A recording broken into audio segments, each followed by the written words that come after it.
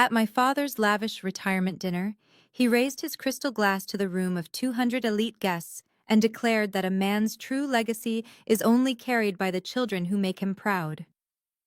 The room erupted in applause. Then his smile vanished. He turned his cold gaze directly to my table, pointed his finger at me, and ordered me to leave. As I stood up, my husband grabbed my hand, stood beside me, and set off a chain of events that would strip my father of everything he owned by midnight. I am Kendra, 35 years old and a forensic accountant who spent her entire life trying to earn the love of a family that only saw me as a burden. Before I continue this story, let me know where you are watching from in the comments below. Hit like and subscribe if you have ever had to stand up to toxic family members who underestimated your worth. Trust me, you will want to hear how I handled what came next. The grand ballroom of the Oak Ridge Country Club in Atlanta was a masterclass in wealth and intimidation. Massive crystal chandeliers cast a warm golden light over tables covered in crisp white linen and expensive floral arrangements. The air was thick with the scent of roasted prime rib, expensive perfume, and the quiet hum of old money. 200 of the city's most influential business owners, local politicians, and high society figures were gathered tonight for one reason. They were here to celebrate my father, Winston. He was stepping down as the CEO of a highly lucrative regional logistics and freight empire. It was a company he built from the ground up, and he never let anyone forget it. Tonight was supposed to be his crowning achievement, his glorious transition into retirement. I sat at table number 24, a small circular table tucked away near the kitchen doors, far away from the VIP section at the front of the room. I was wearing a modest navy blue dress, gripping a simple manila envelope in my hands. It was my retirement gift to him. Beside me sat my husband Malcolm, looking sharp in his dark suit, his eyes constantly scanning the room with the quiet intensity of a man who missed nothing. Winston stepped up to the podium on the main stage. The ambient chatter of the room died down instantly. He adjusted his tailored tuxedo, smoothed his silver tie, and tapped the microphone. He commanded the room effortlessly, just as he had commanded our household for decades. He began his speech with grand, sweeping statements about hard work, sacrifice, and the heavy burden of leadership. He spoke about building an empire that would outlast him, a legacy that would echo through generations. Then he turned his attention to the front table. His voice softened with a pride I had never once heard directed at me. He raised his glass toward my younger brother, Trey. He called Trey the future of the company, the brilliant young vice president who would take the helm tomorrow morning and steer the family business to even greater heights. Trey smirked, raising his own glass in return, soaking in the applause. My father then gestured to my older sister Jasmine and her husband Dion, praising them for their elegance, their real estate ventures, and for upholding the pristine image of our family name in the community. The applause swelled again. I clapped along, my hands feeling numb. I had spent 35 years watching him lavish affection and financial support on them, while I was left to fend for myself. I paid my own way through state college while he funded Trey's $500,000 private university education. I built my career from scratch while Jasmine lived off a massive trust fund. But tonight I had come to offer an olive branch. I had come to show him respect despite a lifetime of being treated like an outsider in my own home. As the applause faded, the atmosphere in the room shifted. Winston's posture stiffened, and his eyes scanned the crowd until they locked onto me in the back corner. The warm paternal smile melted away, replaced by a look of utter disdain. The microphone amplified his deep voice as he spoke his next words. "A strong tree is only as healthy as its roots," he said, staring right at me. "And sometimes to protect the tree you have to prune the dead branches. You have to remove the parts that drain your resources and bring shame to the aesthetic of your garden. I only claim the children who reflect my greatness. I only claim the ones who belong in this room." A heavy, uncomfortable silence fell over the banquet hall. 200 pairs of eyes began to follow his gaze, turning in their chairs to look at me. The clinking of silverware stopped completely. I could hear my own heartbeat thudding in my ears. "Kendra," he barked, his voice echoing off the walls. "You are a disruption to this family and you do not belong at this celebration. Leave, now." The public humiliation was a physical blow. It felt as though all the oxygen had been sucked out of the room. My cheeks burned with a fiery heat and my vision blurred for a fraction of a second. This was not just a rejection. This was an execution of my dignity in front of the entire elite community of Atlanta. I looked down at the manila envelope in my hands, feeling incredibly foolish. I had spent weeks preparing this gift, poring over financial documents, ensuring every single detail was perfectly arranged for him. And now I was being thrown out like trash. I swallowed the lump in my throat, tight and painful. The instinct to flee, to hide my face and run out the kitchen doors was overwhelming. I began to push my chair back, preparing to walk away in silence to give him exactly what he wanted. But before I could stand up fully, I felt a strong, warm hand wrap around my wrist. It was Malcolm. He did not look angry. He looked entirely calm, which was far more dangerous. He stood up slowly, pulling me gently to stand beside him. He did not break eye contact with my father on the stage. He held my hand tightly, anchoring me to the floor, refusing to let me retreat into the shadows. Before I could even take a breath to process the shock of my father's words, my mother. Brenda leaned across the table. The heavy scent of her expensive gardenia perfume washed over me, making my stomach turn. Her face was twisted into a tight, perfectly manicured mask of polite society, but her eyes were filled with pure venom. She did not reach out to comfort me. She did not defend her daughter against her husband's public cruelty. Instead, she grabbed my wrist with her long acrylic nails, digging into my skin. "Do not you dare make a scene, Kendra," she hissed, her voice barely a whisper so the surrounding tables could not hear. "Just turn around and walk out the back doors quietly. You have already ruined the aesthetic of our table tonight by showing up in that cheap off-the-rack dress. The Hendersons are sitting 2 tables away, and they are already staring. Do not embarrass us any further, just go." I stared at my mother, feeling a cold, hollow space open up in my chest. For a brief second, I wondered how a mother could look at her own child with such deep disgust simply because my presence threatened her fragile high society image. But before I could pull my arm away from her grip, a shadow fell over our table. My older sister Jasmine and her husband Dayon had slipped out of their chairs at the front VIP section and marched over to us. They positioned themselves purposefully in the narrow aisle between the banquet tables, physically blocking my only path to the exit. Jasmine stood tall in a custom beaded gown that cost more than some people's cars, her arms crossed over her chest. Dayon stood right beside her, puffing out his chest with the smug arrogance of a man who thought his leased luxury car made him royalty. They looked like 2 bouncers protecting a nightclub, but their only job tonight was to ensure I left with my head hanging in shame. Jasmine looked me up and down with a slow, dramatic sneer. Her eyes stopped on the simple manila envelope I was holding.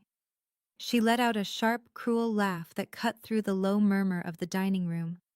"What is that, Kendra?" she asked, pointing a diamond-covered finger at the folder. "Please tell me you did not bring Dad another pathetic handmade card. Are you going to ask him to put it on the refrigerator?" I tightened my grip on the envelope, but I did not speak. I let her continue her performance. "Or maybe it is another loan application," she mocked, leaning closer to me. "Is that it? Are you finally admitting that your cheap state school degree was a complete waste of time? Dad is retiring tonight, Kendra. He is done handing out charity. He is not going to bail you out of your student loans just because you decided to show up here looking like a desperate intern. You need to figure out your own finances and stop trying to leech off his success." The hypocrisy of her words was staggering. Jasmine had never worked a real job a single day in her 38 years of life.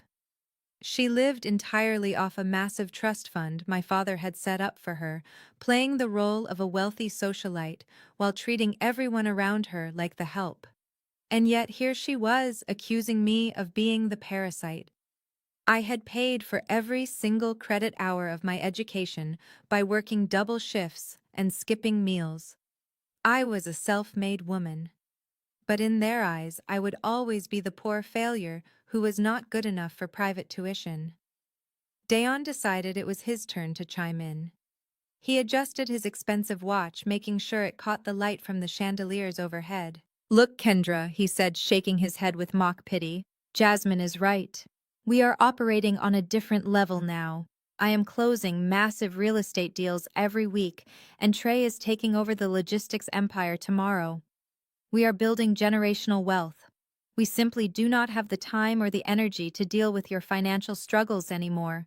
It is dragging the whole family down. You need to take your little paperwork and exit through the kitchen before security has to get involved." I looked at Dion, taking in his designer suit and his arrogant smile.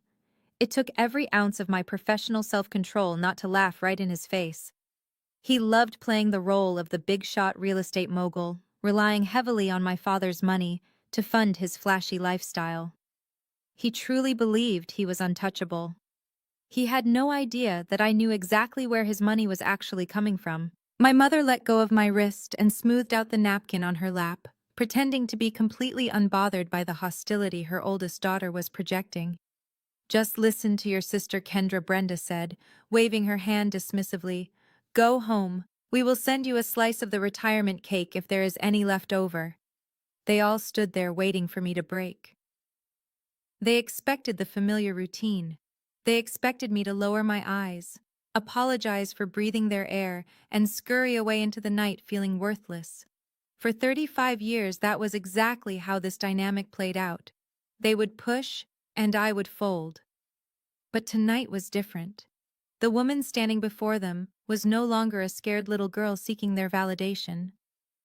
I felt Malcolm's hand tighten around mine, a silent, steady stream of support. He did not yell or try to push past Dion. He simply stood tall, radiating the kind of quiet power that made Dion's fake bravado look absolutely pathetic. I looked at my mother, then at Jasmine, and finally at Dion. I did not drop my gaze. I held the manila envelope against my side, feeling the weight of the federal documents resting safely inside. The paper felt heavy with justice. They thought I was drowning in student loans. They thought I was a failure. They had no idea that I was a senior partner at the top forensic accounting firm in the state, and that this envelope held the destruction of their entire fake empire. I took a deep breath, letting the crisp air of the country club fill my lungs. The fear was gone, replaced by a cold, sharp clarity. Let them talk, I thought to myself. Let them dig their graves as deep as they possibly can. Because when the truth comes out, there will be nowhere left for them to hide. Malcolm did not move a single inch toward the exit. Instead, he squared his shoulders and locked his gaze on my father, who was still standing at the podium bathing in the uncomfortable silence of the banquet hall. The sheer audacity of my family expecting us to retreat like beaten dogs was finally about to blow up in their faces. Before I reveal exactly what was hiding inside this plain manila envelope and how my husband wiped that smug smile off my brother's face, let me know in the comments where you are watching from. Have you ever had a partner stand up for you when your own blood threw you to the wolves? Drop a like and subscribe because this showdown is just getting started. Malcolm shifted his weight, placing himself slightly in front of me, creating a physical barrier between my toxic siblings and my personal space. Jasmine rolled her eyes, clearly annoyed that we were not following her script. "Are you deaf, Malcolm?" she snapped, flipping her hair over her shoulder. "Dad said it is time for you two to leave. Do not make this uglier than it already is." Malcolm ignored her completely. His silence infuriated her more than any insult ever could. He looked right past Jasmine and Dion, projecting his voice so it carried across the dining room, reaching my father on the stage. "We are not going anywhere," Winston Malcolm stated. His tone was perfectly measured, lacking any of the hot anger my family usually thrived on. It was the calm, calculated voice of a corporate attorney who already knew he had won the case before the trial even began. My mother gasped, pressing a hand to her chest, visibly offended that Malcolm had dared to use my father's first name instead of addressing him with the absurd level of reverence he demanded from everyone. Malcolm continued gesturing toward the folder in my hands. "Kendra brought you a retirement gift. She spent a considerable amount of time preparing it for you. We will gladly leave this venue, but not until you open it and read it in front of every single person you just tried to impress. The room grew incredibly tense. You could hear a pin drop on the carpeted floor. My father gripped the edges of the wooden podium, his knuckles turning a shade of pale gray.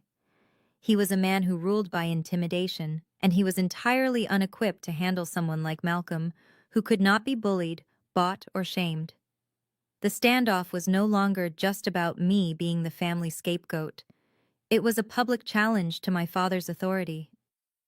Dayon scoffed, crossing his arms and trying to look intimidating, but Malcolm's cold stare stopped him dead in his tracks.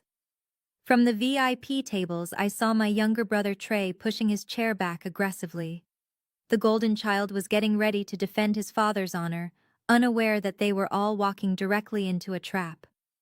Trey shoved his chair back so hard it scraped loudly against the polished floorboards. He marched over to where we stood, the heavy thud of his Italian leather shoes echoing in the quiet room. My brother was 30 years old, but he carried himself with the unearned swagger of a teenage bully who knew the principal would always let him off the hook.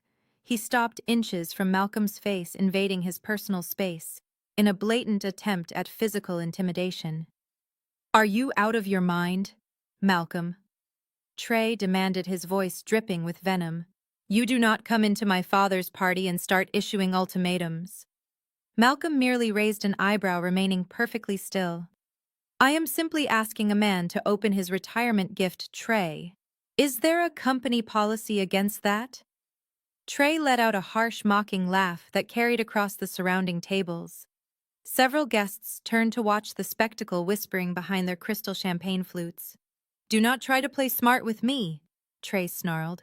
"You think you are so clever because you wear a suit and carry a briefcase to some rundown public defender's office every day. You think that gives you the right to disrespect a man who built a $10 million logistics empire from scratch? Look around you, Malcolm. Look at the people in this room. You are completely out of your tax bracket." I stared at my brother, feeling a mixture of pity and absolute disgust. Trey had never worked a hard day in his entire life. While I was pulling all-nighters studying for my accounting exams, Trey was crashing luxury cars my father had bought him. When I was building my client list, Trey was failing out of basic business classes and relying on my father's deep pockets to bribe the university into letting him stay. Yet here he was, standing in a custom-tailored tuxedo, acting as though he had built the freight company with his own bare hands. "As of tomorrow morning, I am taking over as the chief executive officer of this entire operation," Trey announced loudly, making sure the wealthy investors at the front tables could hear him. "My father is passing the torch to me. We move millions of dollars of freight across the eastern seaboard every single week. We negotiate with massive national distributors. We handle real business. You fight over petty misdemeanors for a government salary. You have absolutely no authority here, so take my sister and get out before I make a phone call and have your law license reviewed for harassment." Malcolm did not blink. He did not step back. He simply tilted his head slightly, studying Trey with a look of mild amusement. I found it hilarious that my family had spent years looking down on Malcolm simply because he did not brag about his income. Because Malcolm was quiet, they assumed he was struggling. Because he did not drive a bright red sports car like Dion, they assumed he was at the bottom of the legal food chain.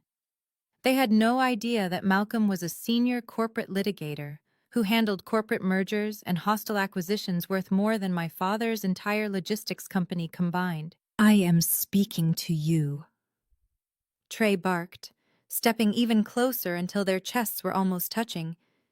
"Did you hear me? You are a low-paid public defender trying to flex in a room full of millionaires.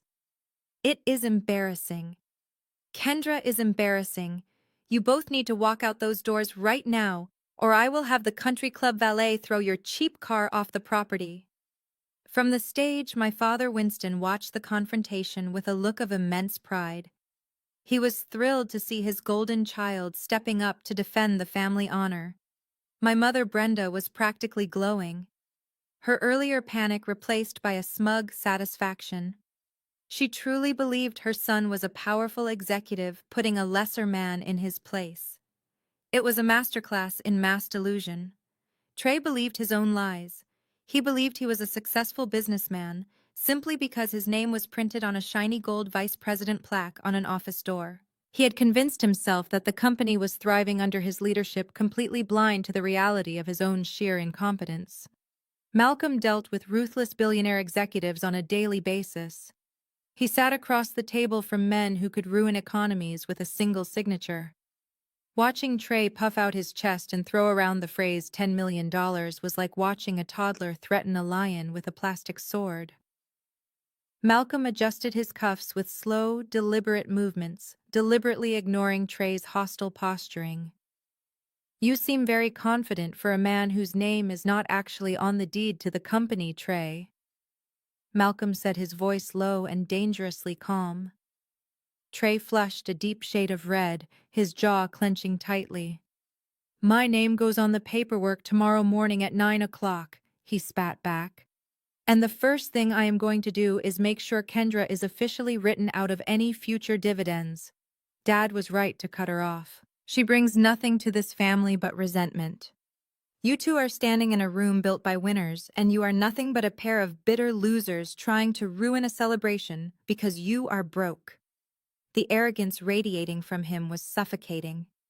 Trey truly believed that wealth was a measure of human worth, and because he had been handed a title, he assumed he was invincible. He thought the money in the company accounts belonged to him by divine right. He thought he could insult my husband, belittle my career, and command us like servants without facing a single consequence. He was completely unaware that the financial empire he was bragging about inheriting was nothing more than a hollow shell waiting to collapse. Trey leaned in closer to Malcolm, but I stepped between them. I was done letting my husband take the heat for a battle that belonged entirely to me. I looked up at my brother, meeting his furious gaze with absolute calm. Trey looked down at me with a twisted sneer. "You should be thanking Dad," he said, his voice loud enough for the neighboring tables to hear clearly. "Cutting you off financially when you turned 18 was the smartest business decision he ever made. You were a horrible investment, Kendra. You refused to study corporate management. You refused to fit into the company culture. You wanted to go play with numbers at some bottom-tier state school, so he cut the cord. It saved this family a fortune and kept our brand pure." I felt a cold smile form on my face. The absolute delusion was almost fascinating to witness in real time. I let my eyes slowly scan him from his expensive haircut down to his designer shoes, bought and paid for by the company accounts. "A bad investment," I repeated, my voice carrying clearly over the soft jazz music playing from the speakers. "Let us talk about investments, Trey, since you are the financial genius of the family. Let us talk about the return on investment Dad got from the two of us." My mother gasped from her seat at the table. "Kendra, stop it right now," she warned, her voice trembling with a rising panic.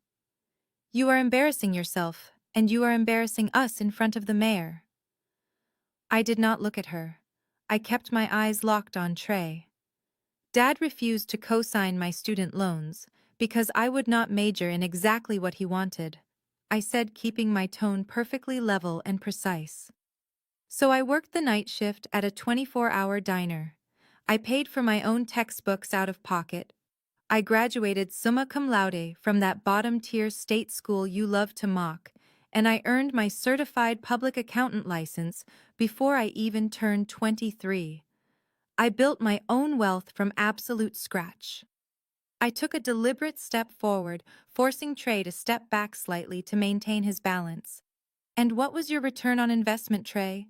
Dad spent over $500,000 on your tuition at a private university. He paid for your luxury apartment, your fraternity dues, and your spring break trips to Cabo.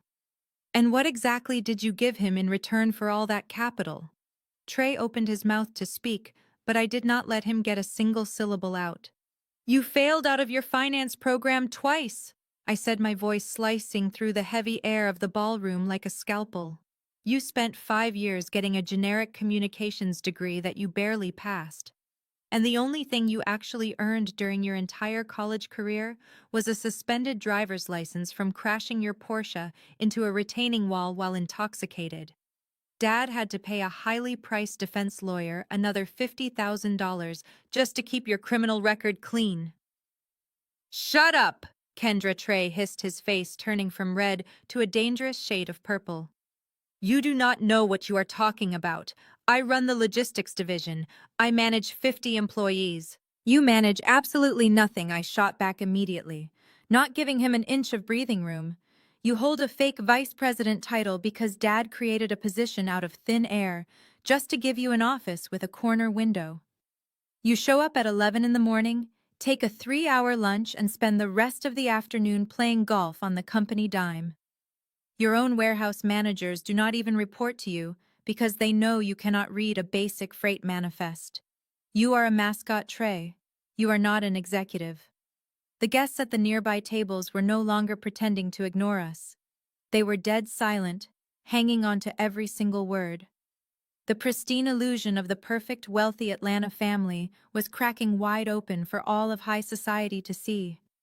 Jasmine slammed her hand flat on the table, causing the crystal glassware to rattle dangerously. You are just jealous, she yelled, her voice shrill and desperate as she rushed to defend her favorite sibling. You are just bitter because Dad chose him over you. You have always been insanely jealous of Trey because he is the heir, and you are just a glorified bookkeeper. A glorified bookkeeper, I repeated, turning my attention slowly to my sister. Is that what you genuinely think I do, Jasmine? Do you honestly believe I am sitting in a beige cubicle somewhere sorting through receipts for minimum wage?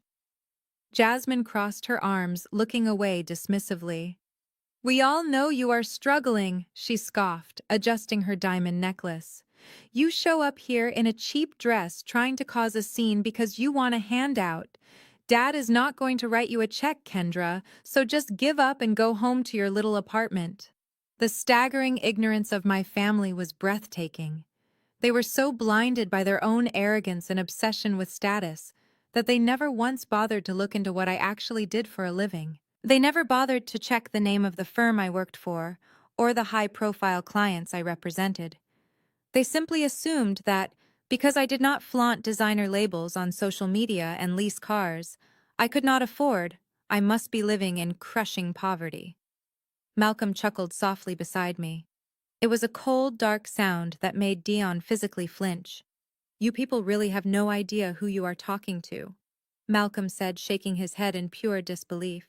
You have spent your entire lives looking down on Kendra while she quietly lapped you in every conceivable way. Trey clenched his fist, taking a step toward Malcolm again, his ego bruised beyond repair. I am not going to let some low-level public defender come into my country club and insult my family, he growled, his chest heaving. I am calling security right now. You two are entirely done.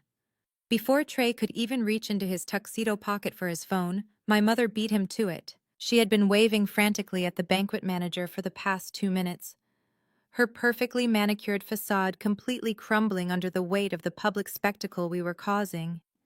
Mr. Harrison, the banquet manager, hurried over to our table, wiping a bead of sweat from his forehead. My mother grabbed his arm, her acrylic nails digging into his suit jacket. She pointed a trembling finger directly at my face, her eyes wide with a perfectly manufactured look of terror.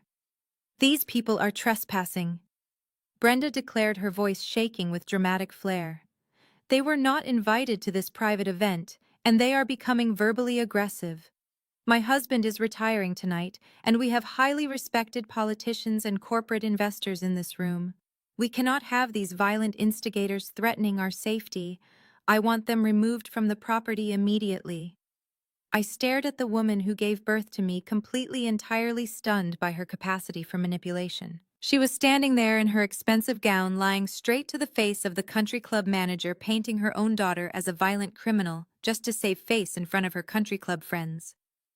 She was willing to have me physically dragged out of a building rather than face the uncomfortable truth of her own toxic family dynamic. Mr. Harrison looked between my mother and me, clearly distressed by the situation. He nodded quickly to Brenda and reached up to the radio piece clipped to his lapel. We have a code 3 in the main ballroom, he whispered into the microphone. Send the detail immediately. We have hostile trespassers refusing to leave. A heavy, suffocating tension settled over the room. The soft jazz music playing in the background seemed to fade away completely, leaving only the sound of clinking ice and nervous whispers from the surrounding tables. 200 of Atlanta's most elite citizens sat in absolute silence, waiting to watch the dramatic downfall of Winston's least favorite child. Up on the stage, my father stood behind the podium, his chest puffed out, his hands resting casually on the wood. He was not going to intervene. He was not going to stop his wife from calling security on his daughter. In fact, he looked incredibly satisfied.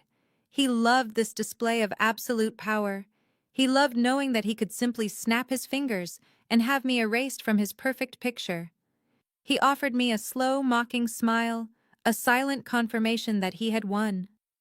Jasmine leaned closer to Dion, crossing her arms with a smug look of victory. "Well, this is going to be incredibly embarrassing for you, Kendra," she said loudly. "I told you to leave quietly, but you just had to push it.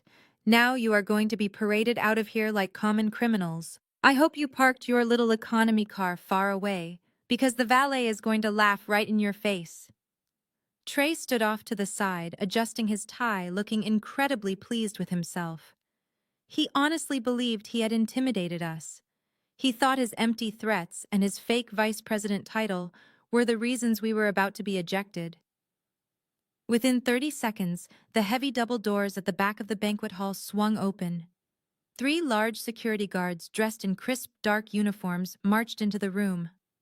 Their heavy boots thudded against the hardwood flooring, a sound that echoed through the silent ballroom like a countdown to our humiliation.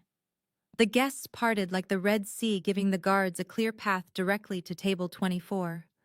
My heart began to race, beating a frantic rhythm against my ribs. Even though I knew exactly what was in the manila envelope I was holding, the primal fear of being publicly manhandled and thrown out into the street by armed men was deeply unsettling. The sheer hostility of my family, the coldness of my father's, the venom in my mother's voice, it was all crashing down on me at once. This was the definitive end. Any lingering hope I had that my parents might one day love me or respect me died right there on the country club floor. The head security guard, a tall, muscular man with a stern expression, stopped right in front of Malcolm. He placed his hand resting on his utility belt, looking us up and down with absolute authority. "Sir Mom," he said, his voice deep and uncompromising. "The hosts of this private event have asked you to leave. You are currently trespassing on Oak Ridge property. I am going to have to ask you to turn around and walk toward the exit right now. If you resist or cause any further disturbance, we will involve the local police department." My mother let out a loud, exaggerated sigh of relief. "Thank goodness," she muttered, placing a hand over her heart. "Please get them out of here, officer. They are ruining a $10,000 dinner." The guests began to murmur again, some shaking their heads in disapproval, some openly glaring at Malcolm and me. I felt the weight of 200 judgments pressing down on my shoulders. In their eyes, I was exactly what my family claimed I was. A bitter, poor, resentful daughter who had crashed a beautiful celebration just to throw a tantrum. I looked up at Malcolm. I expected to see a flicker of concern, or perhaps a signal that it was time to deploy our strategy. But Malcolm was an immovable object. He did not look at the security guards. He did not look at my mother. He kept his eyes locked firmly on Trey, who was still smirking from the sidelines. Malcolm slowly reached into the inner pocket of his tailored suit jacket. The head security guard immediately tensed up, stepping forward and raising a hand to stop him.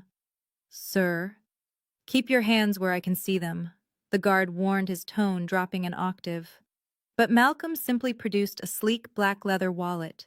He flipped it open with a calm, deliberate motion, pulling out a single piece of dark plastic. It was an obsidian black corporate credit card.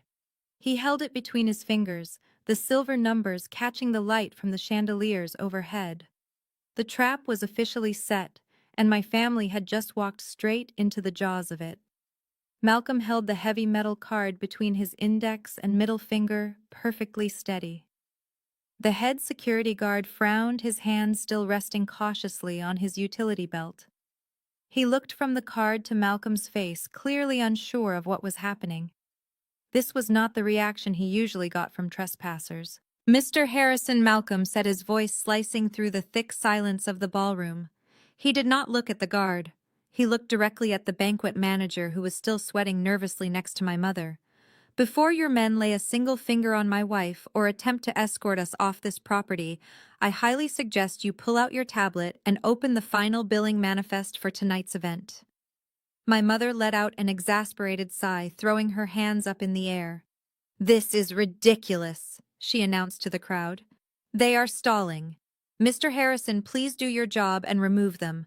We are trying to celebrate a lifetime of corporate achievement here." Trey chuckled loudly, taking a step forward and crossing his arms. "A credit card, really?" "Malcolm," he mocked, his voice dripping with condescension. "What are you going to do? Buy us a round of drinks on your little public defender salary to apologize? Put the plastic away, man. It is embarrassing. You are way out of your league here." Malcolm did not even acknowledge Trey's existence. He kept his piercing gaze locked on the manager. "The final manifest, Mr. Harrison." He repeated, his tone dropping into a terrifyingly polite register. "Open it right now and read the name on the primary billing account.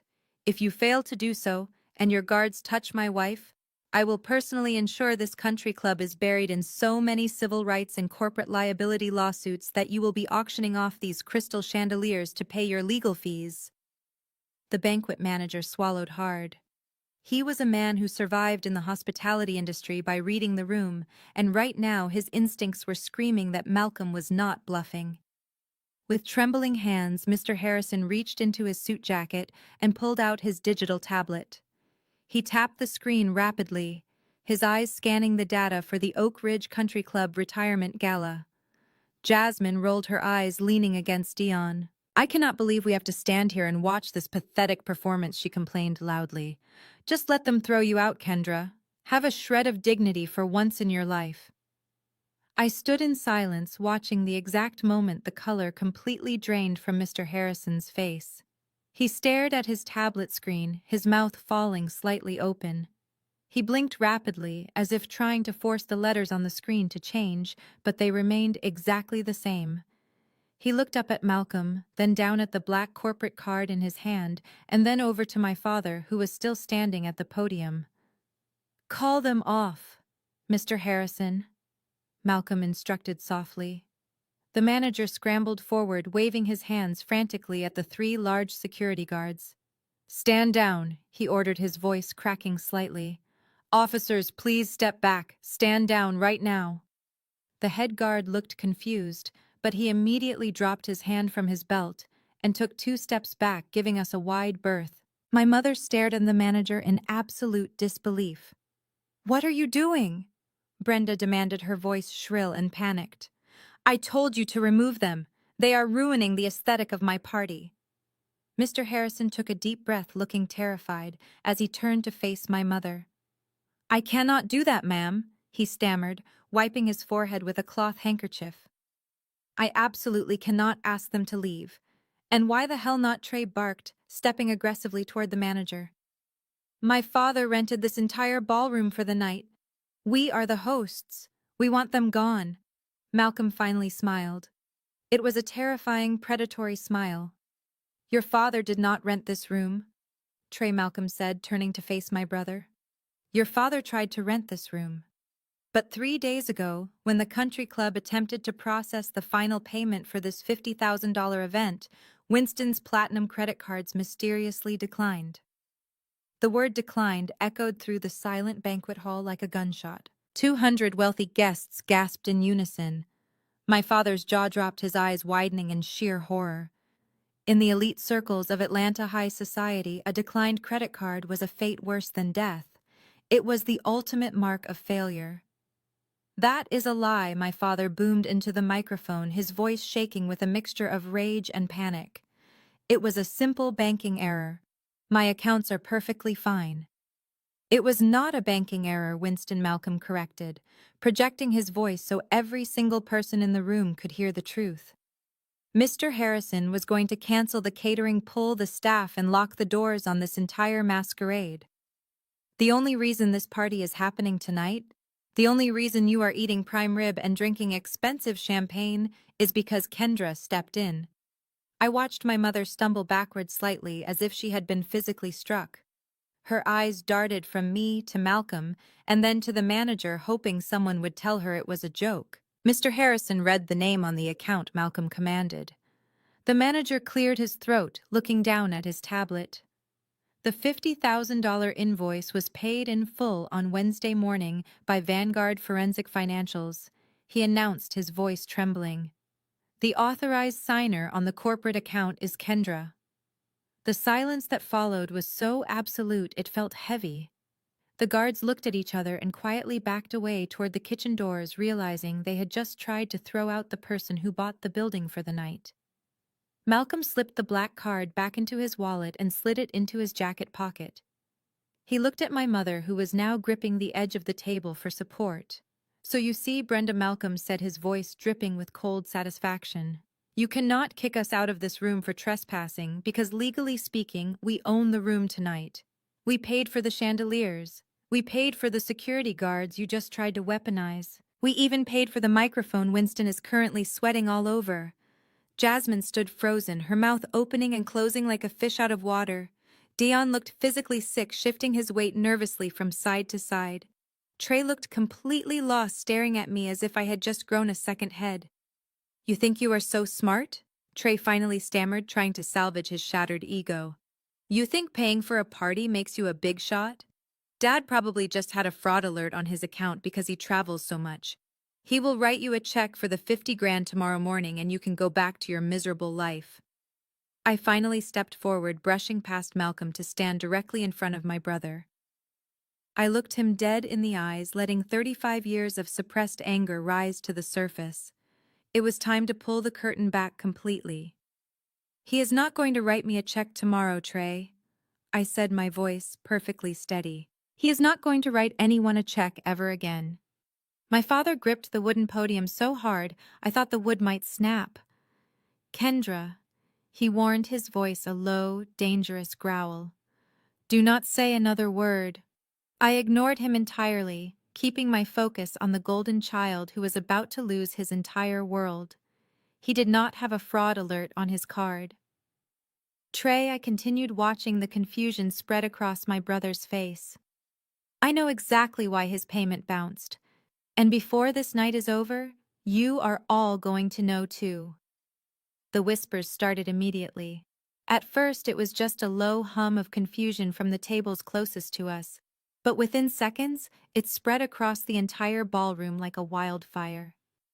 In the circles of Atlanta, elite, nothing travels faster than the scent of financial ruin. I watched as men in tailored tuxedos leaned into their wives, whispering frantically. I saw wealthy investors, the same people who had been clapping for my father just 10 minutes ago, suddenly look at him with deep suspicion. Winston realized he was losing control of the narrative. He gripped the microphone so hard his knuckles turned completely white. He forced a booming laugh that sounded entirely hollow, echoing awkwardly through the silent room. "This is absolutely outrageous," my father declared, forcing a patronizing smile as he looked out at the crowd. "Ladies and gentlemen, please excuse my estranged daughter's dramatic imagination. She has always had a flair for the theatrical. There is no financial mystery here. It is a simple security hold on my platinum card because I recently made some massive international transfers for our upcoming corporate merger. The bank flagged it out of an abundance of caution. I will be having a very long and unpleasant conversation with the regional manager of my bank tomorrow morning." He pointed a thick finger at Mr. Harrison, who was still cowering near our table. "And I will be filing a massive defamation lawsuit against the Oak Ridge Country Club for allowing this private information to be weaponized against me at my own retirement party. You will be hearing from my legal team first thing Monday morning, Mr. Harrison." My mother immediately nodded along, eagerly latching onto the lie. She turned to the neighboring tables, forcing a bright plastic smile. "Yes, it is just a security measure," she assured the guests, her voice pitching up an octave in panic. "You know how these banks are nowadays. Too much money moving around sets off their little alarms. Everything is perfectly fine. They were so desperate to maintain the illusion. They were willing to lie to the faces of city councilmen and major corporate shareholders just to keep the facade glued together for one more hour. But I was done letting them dictate the reality of this family. I did not need a microphone to command the room. I took another step forward, leaving the shadows of the back tables entirely. The guests near the aisle instinctively pulled their chairs in, giving me a clear, unobstructed path to the stage. "It was not a security hold, Winston," I said, my voice ringing out with crystal clarity. I dropped the title of Dad completely. He had not been a father to me in decades, so I addressed him like the fraud he was. "It was not a banking error, and no regional manager is going to apologize to you tomorrow morning because your bank did not authorize the hold." Winston glared down at me from the podium, the fake smile instantly melting off his face. "Shut your mouth, Kendra," he hissed, forgetting the microphone was still picking up his voice. "You are making a fool of yourself. Your corporate and personal accounts have been frozen by the feds since Tuesday," I said, delivering the words with the cold precision of a judge handing down a sentence. The word feds dropped into the center of the ballroom like a live grenade. The physical reaction from the crowd was immediate. 200 people sat up straight. Several guests actually gasped aloud. In the world of high finance and corporate logistics, you can survive a bad quarter or a failed merger, but nobody survives the federal government. To these people, associating with someone under federal investigation was a toxic contagion. I watched two men sitting at the front table quietly put their napkins down and begin inching their chairs backward, preparing to slip out the side doors. "That is a complete fabrication," my father roared, hitting the wooden podium with his fist. "You are clinically insane. You are standing in front of my peers making up malicious lies because you are bitter that I did not put you in the succession plan." I held up the manila envelope, keeping my eyes locked on his.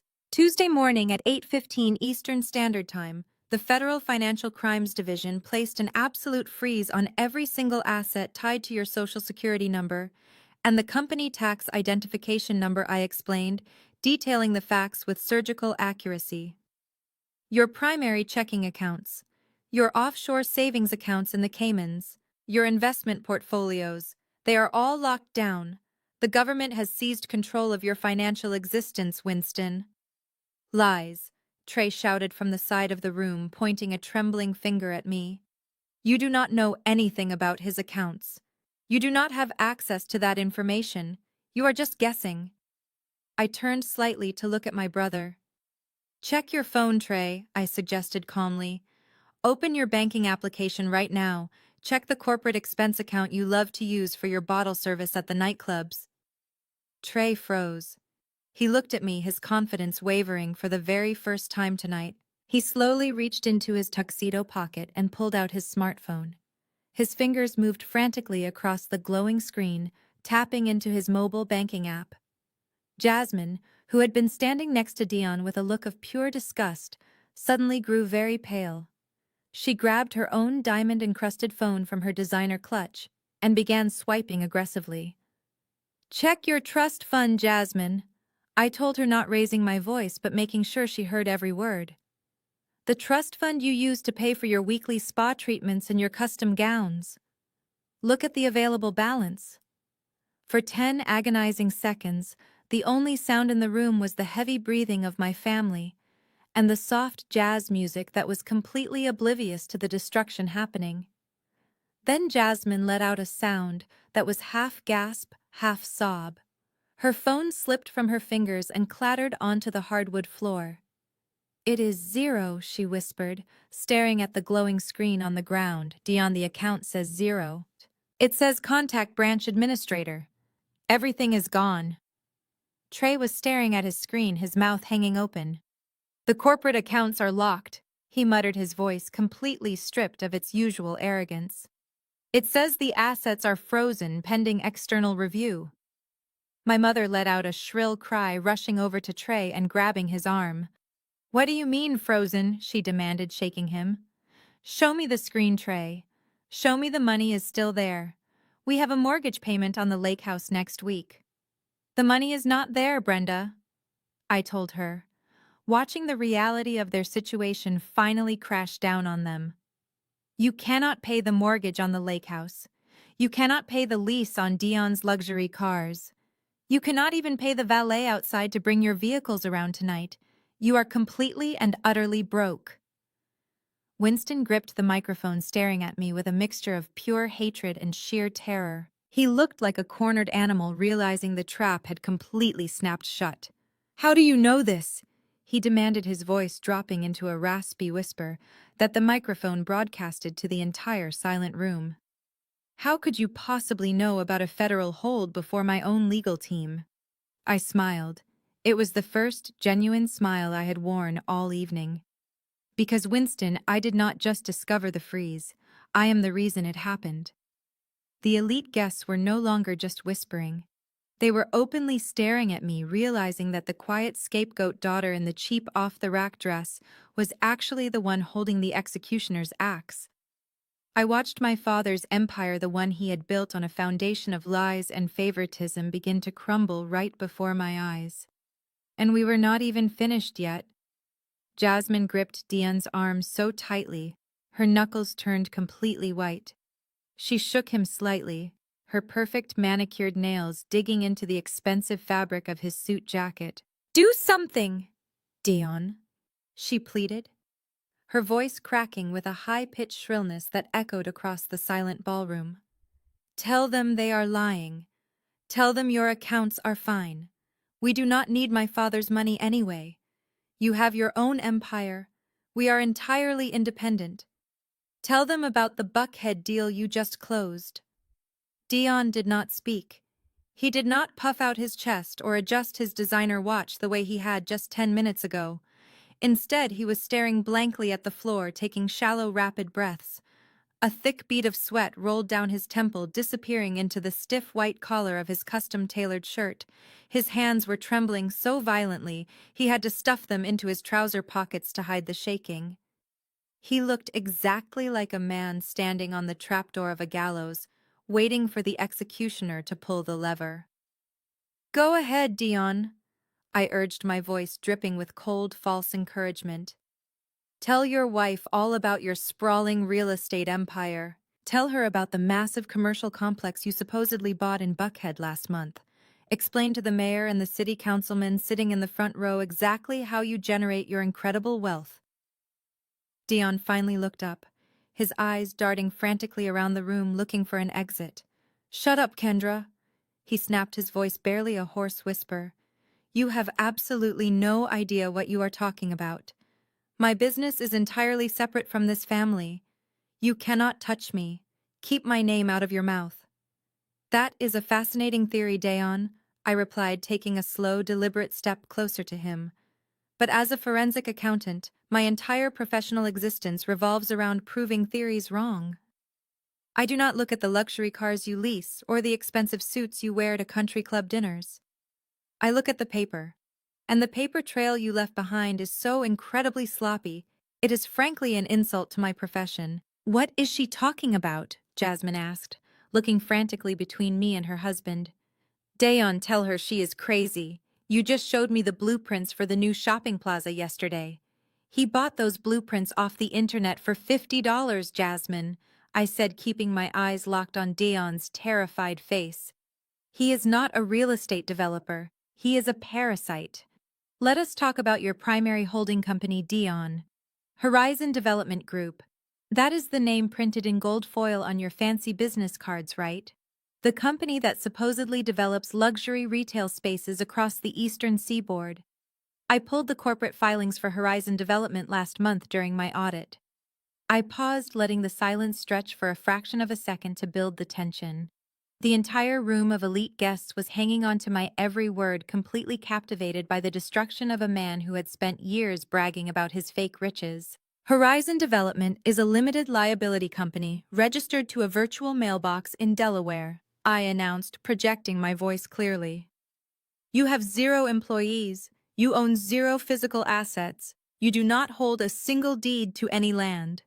You do not even possess an active commercial real estate license in the state of Georgia. Horizon Development is nothing but a dummy shell company, and it has only ever had one single client in its entire existence. I turned slowly to look at my father, who was now clutching his chest, his breathing ragged and uneven. He looked as though the floor was opening up beneath him. "Did you really think no one would notice, Winston?" I asked him, the cold reality of my words acting like a physical blow. "Over the past 4 years, your logistics company has paid Horizon Development over $2 million in consulting fees and land acquisition retainers. Except Dion never acquired any land. He never consulted on any warehouse locations. He simply generated fake invoices for fictitious zoning surveys and non-existent structural appraisals. And you authorized every single payment to keep him flush with cash so Jasmine could continue living like royalty without you having to dip into your personal savings." Winston opened his mouth to defend himself, but the words caught in his throat. He knew he was caught. He had used his own company accounts to funnel money to his son-in-law, a blatant misuse of corporate funds that defrauded his investors. But here is the truly tragic part, Winston. I continued, raising my voice slightly so the VIP guests could hear every single detail of the betrayal. "I know you approved a monthly allowance of $20,000 to Dion's shell company. You thought you were cleverly hiding money from the tax board to spoil your favorite daughter. But you severely underestimated how greedy and desperate your son-in-law truly is." Malcolm stepped forward, his presence commanding immediate attention. He unlatched his leather briefcase and pulled out a thick stack of printed bank statements and wire transfer logs. He slammed them down onto the crisp white tablecloth of table 24. The loud smack echoed through the quiet room, causing several guests to jump in their seats. "Without your permission, Dion began forging your signature on secondary invoices," Malcolm explained, his voice booming with the dark, unyielding authority of a seasoned corporate litigator. "He bumped his own payments from $20,000 a month to $80,000 a month. He was siphoning cash directly out of your operating budget to cover his own massive offshore sports gambling debts and his luxury car leases. He stole an additional $1.5 million right under your nose, Winston." Jasmine let go of Dion's arm as if his skin had suddenly caught fire. She took a massive step backward, stumbling slightly in her expensive heels, staring at him in sheer absolute horror. "You stole from my father!" she shrieked, her pristine high society image completely shattering in an instant. "You told me you were making millions in commercial property. You told me you were a mogul. You bought me diamond necklaces with money you stole from my own family." Dion held his hands up defensively, shooting a desperate, pleading look at Winston. "It was just a short-term loan, Winston," he begged, his voice cracking into a pathetic whine. "I was going to pay it back. I swear to you I was going to pay it back. I just needed some liquidity for a private investment opportunity that fell through. I was going to replace every single dime before the end of the fiscal year." Winston lunged forward from the stage, his face a mask of pure murderous rage. "You filthy thief!" he roared, pointing a trembling finger at Dion, his voice cracking with fury. "I gave you everything. I let you marry my oldest daughter. I gave you a fake vendor contract to save your pathetic pride, and you robbed me blind in return. I will absolutely destroy you. I will see you rot in a prison cell." "You are both thieves," I interrupted, bringing the focus entirely back to the cold, hard facts. My voice sliced through my father's rage, shutting him down instantly. "The only difference is that Dion was stealing from you while you were stealing from the federal government, Winston." The federal auditors noticed the bleeding operating budget. They saw the massive unexplained wire transfers going to a Delaware shell company, and they flagged it as money laundering. I looked at Dion, who was now openly weeping, his hands covering his face in shame. Dion's little embezzlement scheme is the exact reason the Financial Crimes Division initiated the audit in the first place, I revealed, delivering the final crushing blow. His greed triggered the investigation that just brought down your entire logistics empire. You let a parasite into your home, Winston, and he ate you alive from the inside out. Jasmine covered her face with her hands, letting out a loud, ugly sob that echoed miserably across the banquet hall. Her entire identity was built on being a wealthy, superior socialite who looked down on everyone else, especially me. In the span of 5 minutes, she had learned her trust fund was empty. Her husband was a complete fraud, and she was married to a man facing severe federal prison time. The golden child was finally experiencing the real world, and it was tearing her to shreds. Jasmine continued to sob, her face buried in her hands, but my father was no longer paying any attention to her. For a man like Winston, family was only useful when it elevated his public image. The moment Jasmine and Dion became liabilities, he discarded them completely. He turned his back on his oldest daughter, leaving her weeping in the middle of the ballroom, and marched back to the center of the stage. He grabbed the microphone from the wooden podium, ripping it from its stand with a sharp, aggressive motion. The loud screech of audio feedback pierced the air, causing several guests to cover their ears. But Winston did not flinch. He stood tall, adjusting his tailored tuxedo jacket, and forced his facial features into an expression of calm, authoritative control. It was the same look he used during intense board meetings when he was cornered by investors. It was a masterclass in psychological manipulation. Ladies and gentlemen, Winston began, his deep voice echoing across the silent room. I must sincerely apologize for this incredibly tasteless display. What you are witnessing right now is the unfortunate result of unchecked mental illness and deep-seated jealousy. I stood perfectly still watching him spin his web. Even with the federal documents sitting in the envelope in my hands, he was going to try and gaslight 200 people into believing I was the villain. My estranged daughter Kendra has always harbored a bitter resentment toward this family. He continued, pacing slowly across the stage. She has spent her entire adult life feeling inadequate because she simply does not possess the business acumen or the drive to succeed at the level her brother and sister have achieved. And tonight, rather than celebrate my legacy, she has decided to fabricate a ridiculous, sensationalized story to ruin my retirement. He pointed a steady finger at Dayon, who was still staring at the floor in a state of sheer panic. My son-in-law may have made some poor personal investments, and if he has misused any funds, I assure you my legal team will handle him privately. But do not let this hysterical woman convince you for 1 second that my logistics empire is in any kind of financial jeopardy. My mother, who had been gripping the edge of the table for dear life, suddenly let out a massive breath. She desperately wanted to believe him. She immediately stood up straighter, smoothing out the expensive fabric of her gown. She looked around at the guests, nodding her head vigorously. He is exactly right, Brenda chimed in, her voice dripping with artificial sweetness. Kendra has been under psychiatric care before. She is making all of this up because Winston refused to put her in the corporate succession plan. Please, everyone, just ignore her outburst. I had never been under psychiatric care a day in my life, but my parents were perfectly willing to brand me as mentally unstable if it protected their wealth and status. It was a disgusting tactic, but to my absolute horror, it was starting to work on the crowd. I could see the wealthy guests exchanging uncertain glances. A few of the city councilmen who had been inching toward the exits slowly settled back into their chairs. Winston was a charismatic titan of industry, and they were far more comfortable believing his lies than accepting the ugly truth. Seeing the crowd waver, my father doubled down. He took a deep breath, puffing his chest out with supreme arrogance. Let me tell you the real reason my accounts are currently restricted, Winston announced, his voice booming with triumphant confidence. And let me tell you why Kendra chose tonight of all nights to throw this pathetic temper tantrum. She knows that tomorrow morning, I am not just passing the title of Chief Executive Officer to my son Trey. Tomorrow morning, my company is finalizing a $75 million merger with National Apex Freight.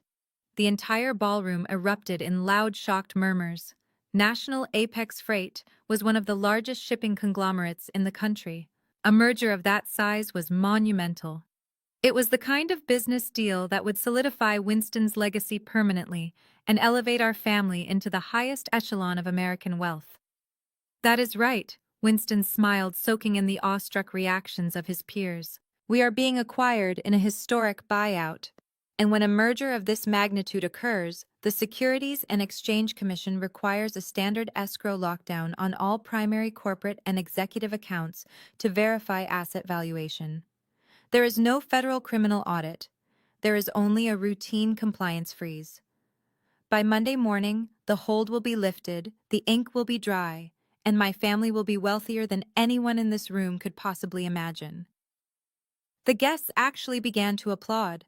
It started with one or two investors at the front tables and quickly spread through the room. They were clapping for him. They were buying the illusion completely hook, line, and sinker. My father stood on the stage basking in their admiration, looking down at me with a triumphant, mocking sneer. He truly believed he had outsmarted me. Trey suddenly burst into loud, arrogant laughter. He stepped away from my mother and walked right back up to Malcolm and me, his chest puffed out so far he looked ridiculous. Did you hear that? Kendra Trey mocked, clapping his hands slowly. $75 million. And you thought you were doing something with your little forensic accounting job. You thought you could come in here and scare us with some fake paperwork. We are cashing out. I am going to be the vice president of a national division, and you are going to go back to your miserable little apartment with nothing. Trey turned to the crowd, waving his hands to encourage the applause. He was completely rejuvenated. The golden child was back on his throne, riding the coattails of his father's massive lie. He looked at Malcolm with utter disgust. And you, Trey sneered, pointing at my husband. You can take your little black corporate card and shove it. My dad is about to have $75 million in liquid capital. We can buy this entire country club and bulldoze it just for fun. You two are completely irrelevant. Security is going to drag you out of here, and by tomorrow you will be permanently cut out of the family trust. My mother walked over and linked her arm through Trey's, smiling proudly at the room. Winston is a visionary, she announced loudly. He has secured our future for generations to come. I am so sorry you all had to witness the jealous ravings of a disgruntled child. I stood in the center of the chaos, listening to the applause and watching my family celebrate a victory that did not actually exist. The sheer audacity of my father's lie was breathtaking. He had woven a masterpiece of corporate jargon using words like escrow lockdown and asset valuation to blind his uneducated country club friends.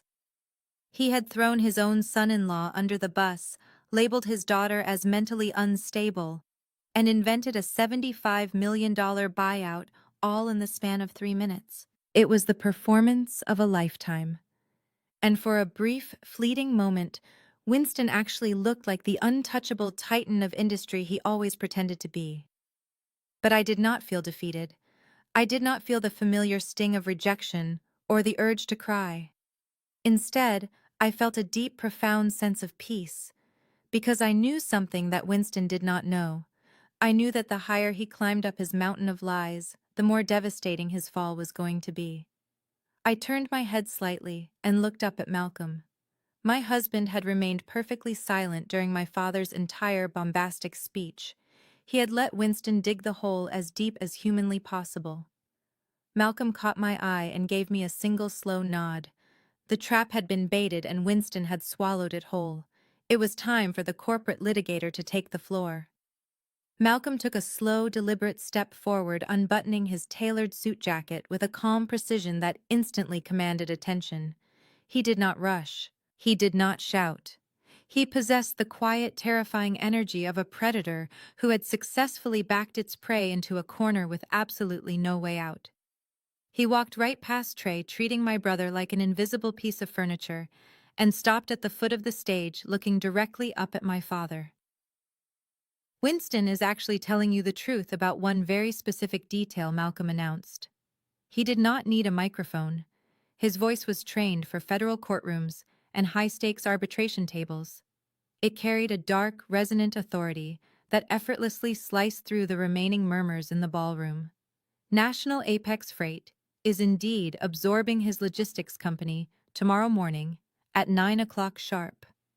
For a fraction of a second, a look of smug validation flashed across Winston's face. He gripped the podium, standing a little taller, believing that Malcolm was somehow conceding defeat. Trey let out another arrogant bark of laughter, crossing his arms and looking around at the guests as if to say, "I told you so." My mother actually clapped her hands together, a short, sharp sound of triumph, but their celebration lasted exactly 3 seconds. "However, Winston is fundamentally lying to you about the nature of this transaction," Malcolm continued, his tone dropping to a glacial chill. "Because tomorrow morning is not a merger. National Apex Freight does not merge with failing regional companies. It consumes them. What is happening tomorrow at 9 o'clock is a hostile liquidation." The smug smile on Winston's face completely vanished, replaced by a look of sheer, unadulterated terror. He opened his mouth to interrupt, but Malcolm raised a single hand, a gesture of absolute authority that somehow silenced a man who was used to interrupting everyone. "There is no $75 million payout waiting for you tomorrow, Winston," Malcolm said methodically, dismantling my father's grand illusion piece by piece. "There is no golden parachute, there is no massive wealth transfer. National Apex is buying your entire operation for pennies on the dollar. They are purchasing your trucks, your warehouse leases, and your client lists entirely for scrap. Because your logistics empire is not a functioning business anymore. It is a financial sinkhole." The guests in the front row were leaning forward in their chairs, completely captivated by the brutal execution taking place. The wealthy investors who had just applauded Winston were now staring at him with expressions of profound disgust. "You lied to your board of directors." Malcolm projected his voice, filling every corner of the room. "You lied to your private investors sitting right here in this room. You have spent the last 4 years operating at a catastrophic loss. Between Dion's embezzlement, your own reckless offshore investments, and the massive operational failures on the warehouse floor, your company is currently drowning in $8 million of hidden toxic debt." Trey rushed forward, his face turning pale. "That is impossible," he shouted, pointing a trembling finger at Malcolm. "I look at the revenue reports every single week. We are highly profitable. We have millions in liquid capital. You are making this up because you are a broke public defender trying to ruin my future." Malcolm finally turned his gaze to my brother. "You look at the revenue reports Winston wants you to see?" "Trey." Malcolm corrected, his voice dripping with absolute pity. "You look at the fake ledgers he manufactured to keep you complacent so you would stop asking questions and keep playing golf. If you actually knew how to read a real balance sheet, you would have realized your company has not turned a legitimate profit since you dropped out of college." Trey stumbled backward, bumping into my mother, who was now clutching her pearl necklace as if it was a life preserver. She was hyperventilating, her eyes darting frantically around the room, realizing that her entire high society identity was rapidly burning to the ground.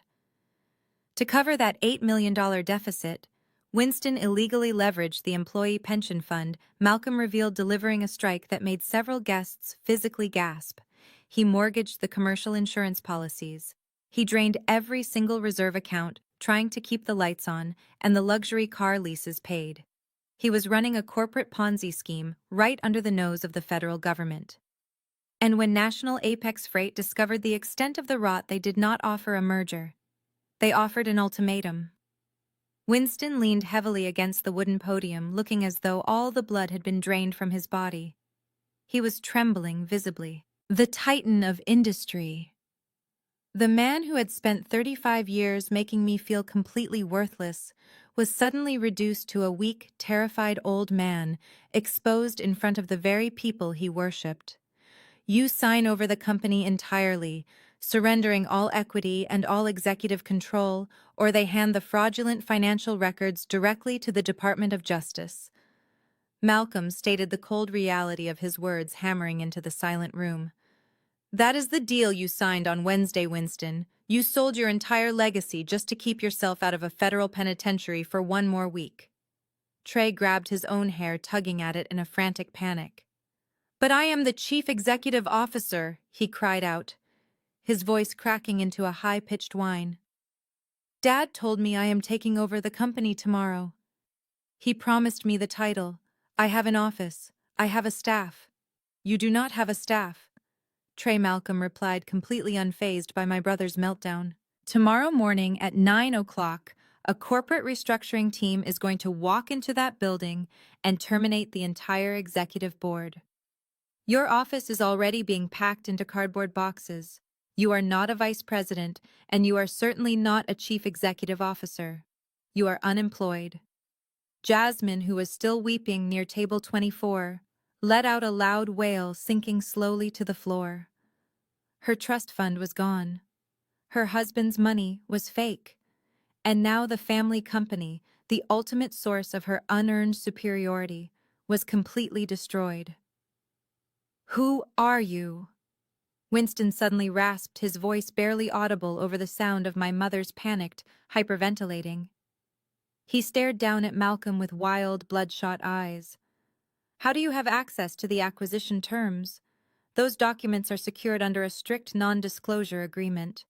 Only the National Apex legal team has access to those files."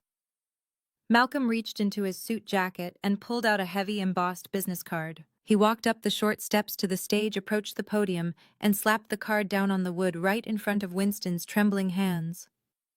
My family had spent years insulting Malcolm. They had mocked his modest vehicle, his lack of flashy jewelry, and his refusal to brag about his income. They had labeled him a low-paid public defender because that narrative fit perfectly into their twisted view of the world. They desperately needed me to be a failure, so they assumed my husband must be a failure too. "Allow me to formally introduce myself," Winston Malcolm said, his voice echoing with devastating finality. "I am not a public defender. I am a senior partner at Vanguard Legal, and for the past 6 months I have been the lead corporate counsel representing National Apex Freight." The absolute shock that rippled through the ballroom was palpable. 200 guests sat in stunned silence, absorbing the magnitude of the reveal. "I am the man who audited your fake ledgers," Malcolm continued, leaning in close to my father so there was no mistaking the power dynamic. "I am the man who discovered your $8 million in hidden debt. I am the man who drafted the hostile acquisition contract you were forced to sign on Wednesday. I am the one stripping your company for parts." Winston let out a choked, agonizing sound. He stumbled back from the podium, clutching his chest. He looked from the business card to Malcolm, and then across the room to me. The realization was destroying his mind. The very people he had just publicly humiliated, the daughter he had ordered out of the room, and the son-in-law he had endlessly mocked, were the architects of his total annihilation. "We did not come here tonight to ask for a handout," Winston Malcolm said, turning his back on my father and walking down the steps to stand proudly beside me. "We came here tonight to watch you celebrate an empire that I already bought and paid for." Malcolm turned away from my father, leaving Winston speechless and trembling on the stage. My husband walked purposefully toward the audio-visual control table situated in the dark corner of the ballroom. The young technician hired for the event took one look at Malcolm's cold, unyielding expression and immediately stepped away from the soundboard. Malcolm picked up the main presentation cable. It was the exact cord meant to display a glorious 60-minute slideshow of my father's life, his corporate triumphs, and his carefully curated family photos. With a swift, practiced motion, Malcolm plugged the cable directly into his own digital tablet. The massive projection screen behind the stage flickered wildly for a second. The Oak Ridge Country Club logo vanished. In its place, a blindingly bright financial spreadsheet illuminated the entire banquet hall. It was massive, towering over my father where he stood frozen at the podium. Rows and rows of dense financial data filled the screen, heavily highlighted in glaring red ink. Trey stared up at the wall, his mouth opening and closing soundlessly. He recognized those numbers immediately. His arrogant posture completely collapsed, and all the blood drained from his face, leaving him looking like a ghost in a custom-tailored tuxedo. Malcolm stepped back into the center of the room so everyone could see him clearly. "Let us talk about how a logistics empire actually bleeds to death," Malcolm said, projecting his voice with absolute authority. "Your son-in-law Dion stole $1.5 million through his fake real estate company. That is certainly a catastrophic loss for any regional business, but it takes a very special kind of incompetence to drain the remaining $6.5 million of operating capital. Trey suddenly lunged forward, his shoes slipping awkwardly on the polished hardwood floor. "Turn that off!" he screamed, his voice cracking in sheer terror. "You do not have the right to show private company documents in here. That is highly illegal. I am calling the police." Malcolm did not even look at him. He simply tapped the screen of his tablet, magnifying a specific section of the ledger on the wall. The text grew large enough for the investor sitting in the very back row to read clearly.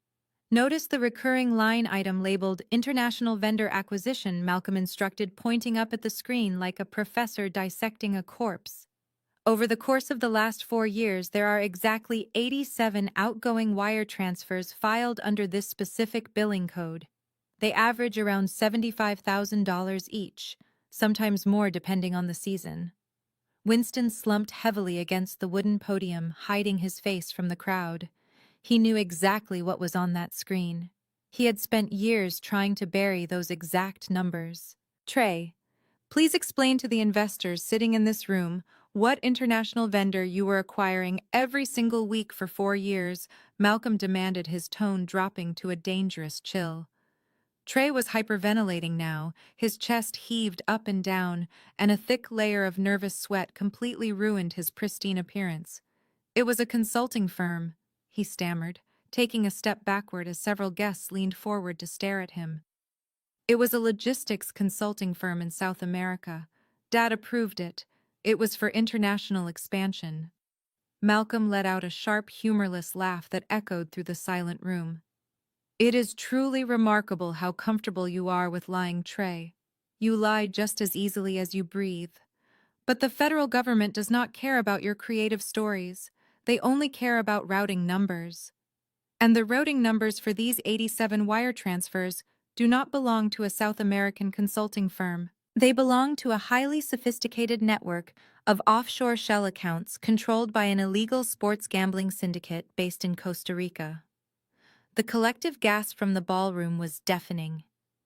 My mother covered her mouth with both hands, her eyes wide with absolute horror, as the pristine image of her golden child was violently ripped away. A prominent local investor sitting at table 3 slammed his fist down on his table, causing his champagne glass to shatter. He had trusted his money with my father, and now he was realizing exactly where it went. Trey did not just lose a little pocket change on Sunday football games. Malcolm continued, his voice striking the room like a physical blow. "He has a severe gambling addiction. He placed catastrophic bets on college sports, offshore horse racing, and international soccer matches. He lost consistently and heavily, and every single time he lost, he simply logged into the company accounts and wired your corporate capital to his offshore bookies to keep them from breaking his legs." I stood there watching my brother's golden child persona completely disintegrate into dust. The wealthy guests who had praised him earlier, calling him a brilliant young executive, were now looking at him with utter disgust and fury. He was not a vice president. He was a degenerate gambler who had stolen millions from his own family and their investors to feed his addiction. And yet Trey still tried to deflect the blame. "It is not my fault," Trey wailed, pointing a trembling, sweating finger directly at our father. "I told him I was in trouble. I told him I needed help. He is the one who told me to use the vendor code to hide the money. He is the one who authorized the transfers from the primary account." The room went dead silent. Trey, in his desperate, pathetic attempt to save his own skin, had just publicly confessed to embezzlement and implicated our father in the exact same breath. Winston snapped his head up, his eyes blazing with a mixture of profound betrayal and blinding rage. "Shut your mouth, you stupid, ungrateful boy!" my father hissed, his voice completely raw and broken. "I ruined my entire life to protect you, and you stand there and sell me out to these people." Winston just admitted it. I thought, feeling a cold rush of absolute victory wash over me. The great titan of industry, the man who had ordered me out of his sight, just confessed to federal wire fraud in front of 200 wealthy witnesses. Malcolm nodded slowly, his expression carved from stone. "That is the true tragedy of this family, Winston. You knew your son was embezzling millions of dollars. You knew he was destroying the livelihoods of your warehouse employees and defrauding the investors sitting right here in this room. But instead of cutting him off and holding him accountable, you chose to protect him. You falsified corporate tax returns. You lied to the Internal Revenue Service. You actively covered up multiple federal felonies simply because you could not bear the embarrassment of admitting your perfect golden child was a complete failure. My mother suddenly rushed forward, placing her body between Trey and the rest of the room. She was completely unhinged, tears streaming down her perfectly contoured face, ruining her expensive makeup. "Leave him alone!" Brenda shrieked, her voice echoing shrilly across the ballroom. "He is just a young man. Young men make mistakes. You are all blowing this entirely out of proportion. Winston can pay the money back. We will just sell some stock. We can fix this quietly." I could not stay silent any longer. I stepped forward, cutting through my mother's delusional defense.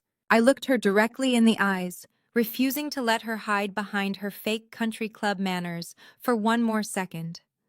"A mistake is forgetting to pay a parking ticket." "Brenda," I said, keeping my voice perfectly level and devastatingly cold. "Embezzling $6.5 million across international borders is a federal felony.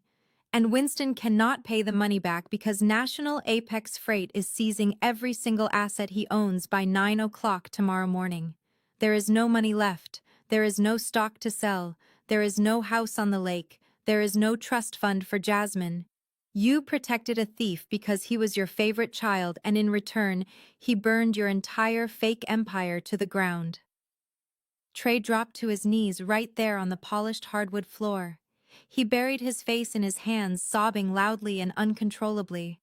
The tough, arrogant executive who had threatened to have me thrown out of the building was entirely gone. In his place was a pathetic, terrified criminal, realizing he was going to spend the next decade of his life in a federal penitentiary. Winston stood completely paralyzed on the stage, his empire projected in bright red numbers right behind him. He looked out at the 200 guests, the elite members of Atlanta society he had spent his entire life trying to impress. They were not applauding anymore. Some were recording the meltdown on their phones. Others were actively standing up, grabbing their coats, and walking out the heavy double doors, wanting absolutely nothing to do with a family currently imploding under a federal criminal investigation.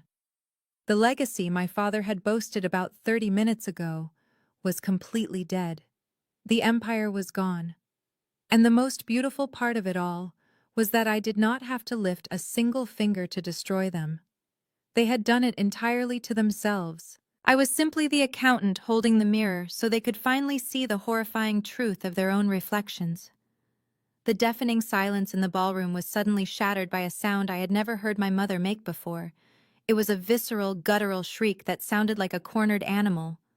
Brenda, the woman who had spent her entire life meticulously curating her high society aesthetic, completely lost her mind.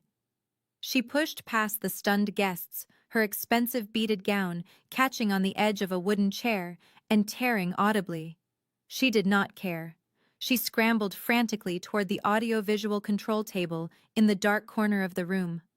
"Turn it off!" she screamed wildly, waving her arms at the terrified young technician who was already backing away from the equipment.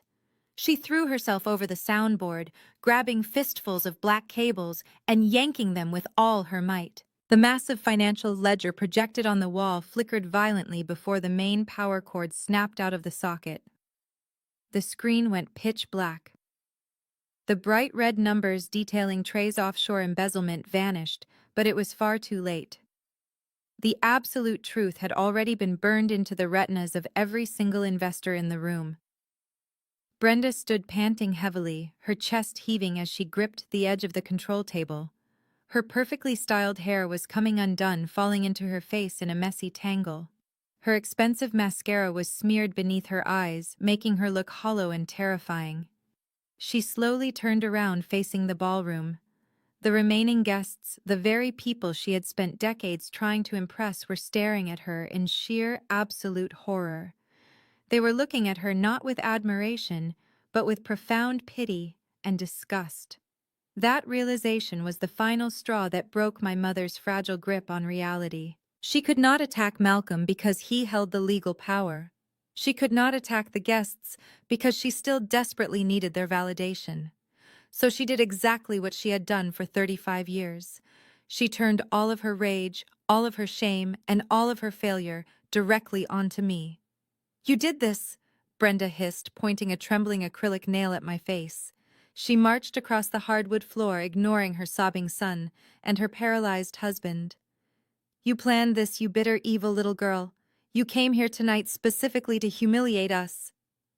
I stood my ground, keeping my posture perfectly straight, as my mother stopped mere inches from me.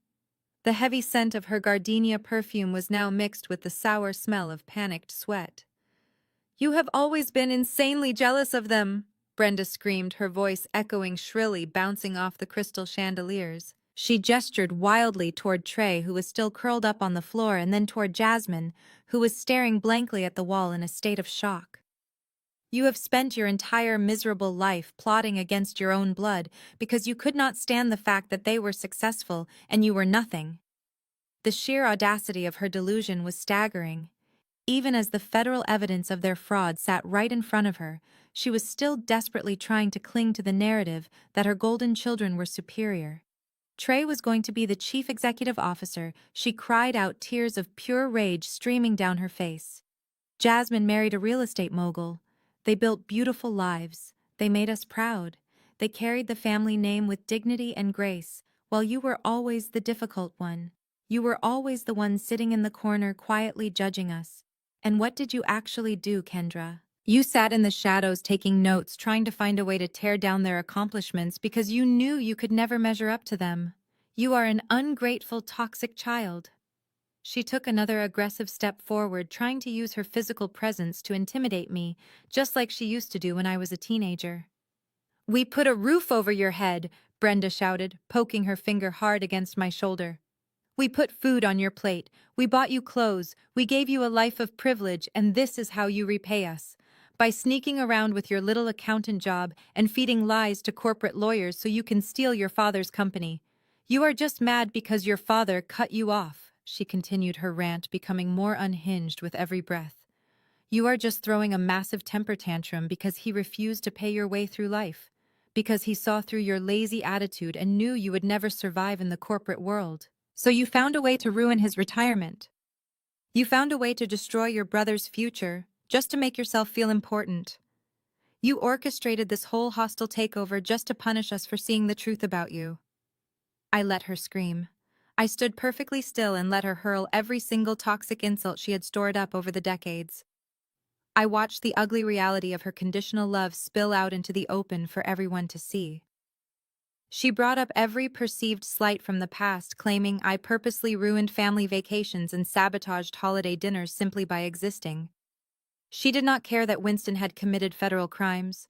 She did not care that Trey had stolen millions of dollars from innocent warehouse workers, or that Dion was a complete fraud. She only cared that the money was gone, and she needed a scapegoat to blame for the collapse of her fake kingdom. "You are a monster, Kendra," my mother spat, her face twisted with pure vitriol. "You are entirely dead to me. Do you hear me? You are completely dead to this family. You will never be welcome in our home again." For the first time in my life, her words did not hurt me. They did not make me feel small or inadequate or desperate for her approval. They just sounded incredibly pathetic. I looked at this woman who had spent my entire childhood making me feel like an unwelcome guest in my own home.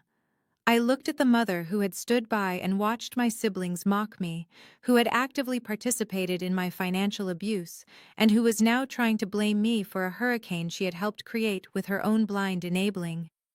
The remaining guests were completely silent. Even the country club staff had stopped moving, watching the matriarch of the family publicly self-destruct. Malcolm stood quietly beside me, his presence a steady, immovable mountain of support.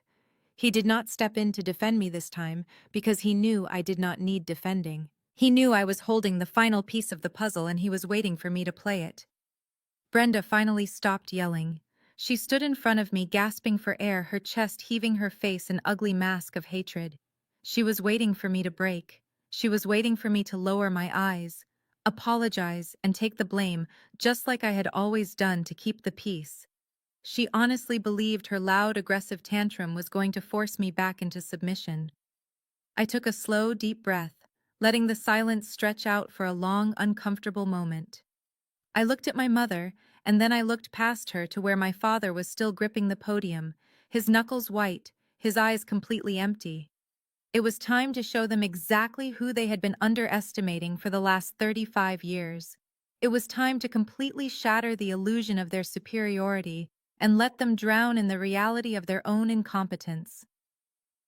I looked at my mother and let a cold, calm silence stretch between us. She was still panting heavily, waiting for me to break down and apologize. She wanted me to confirm her twisted narrative that I was just a bitter, jealous little girl acting out for attention.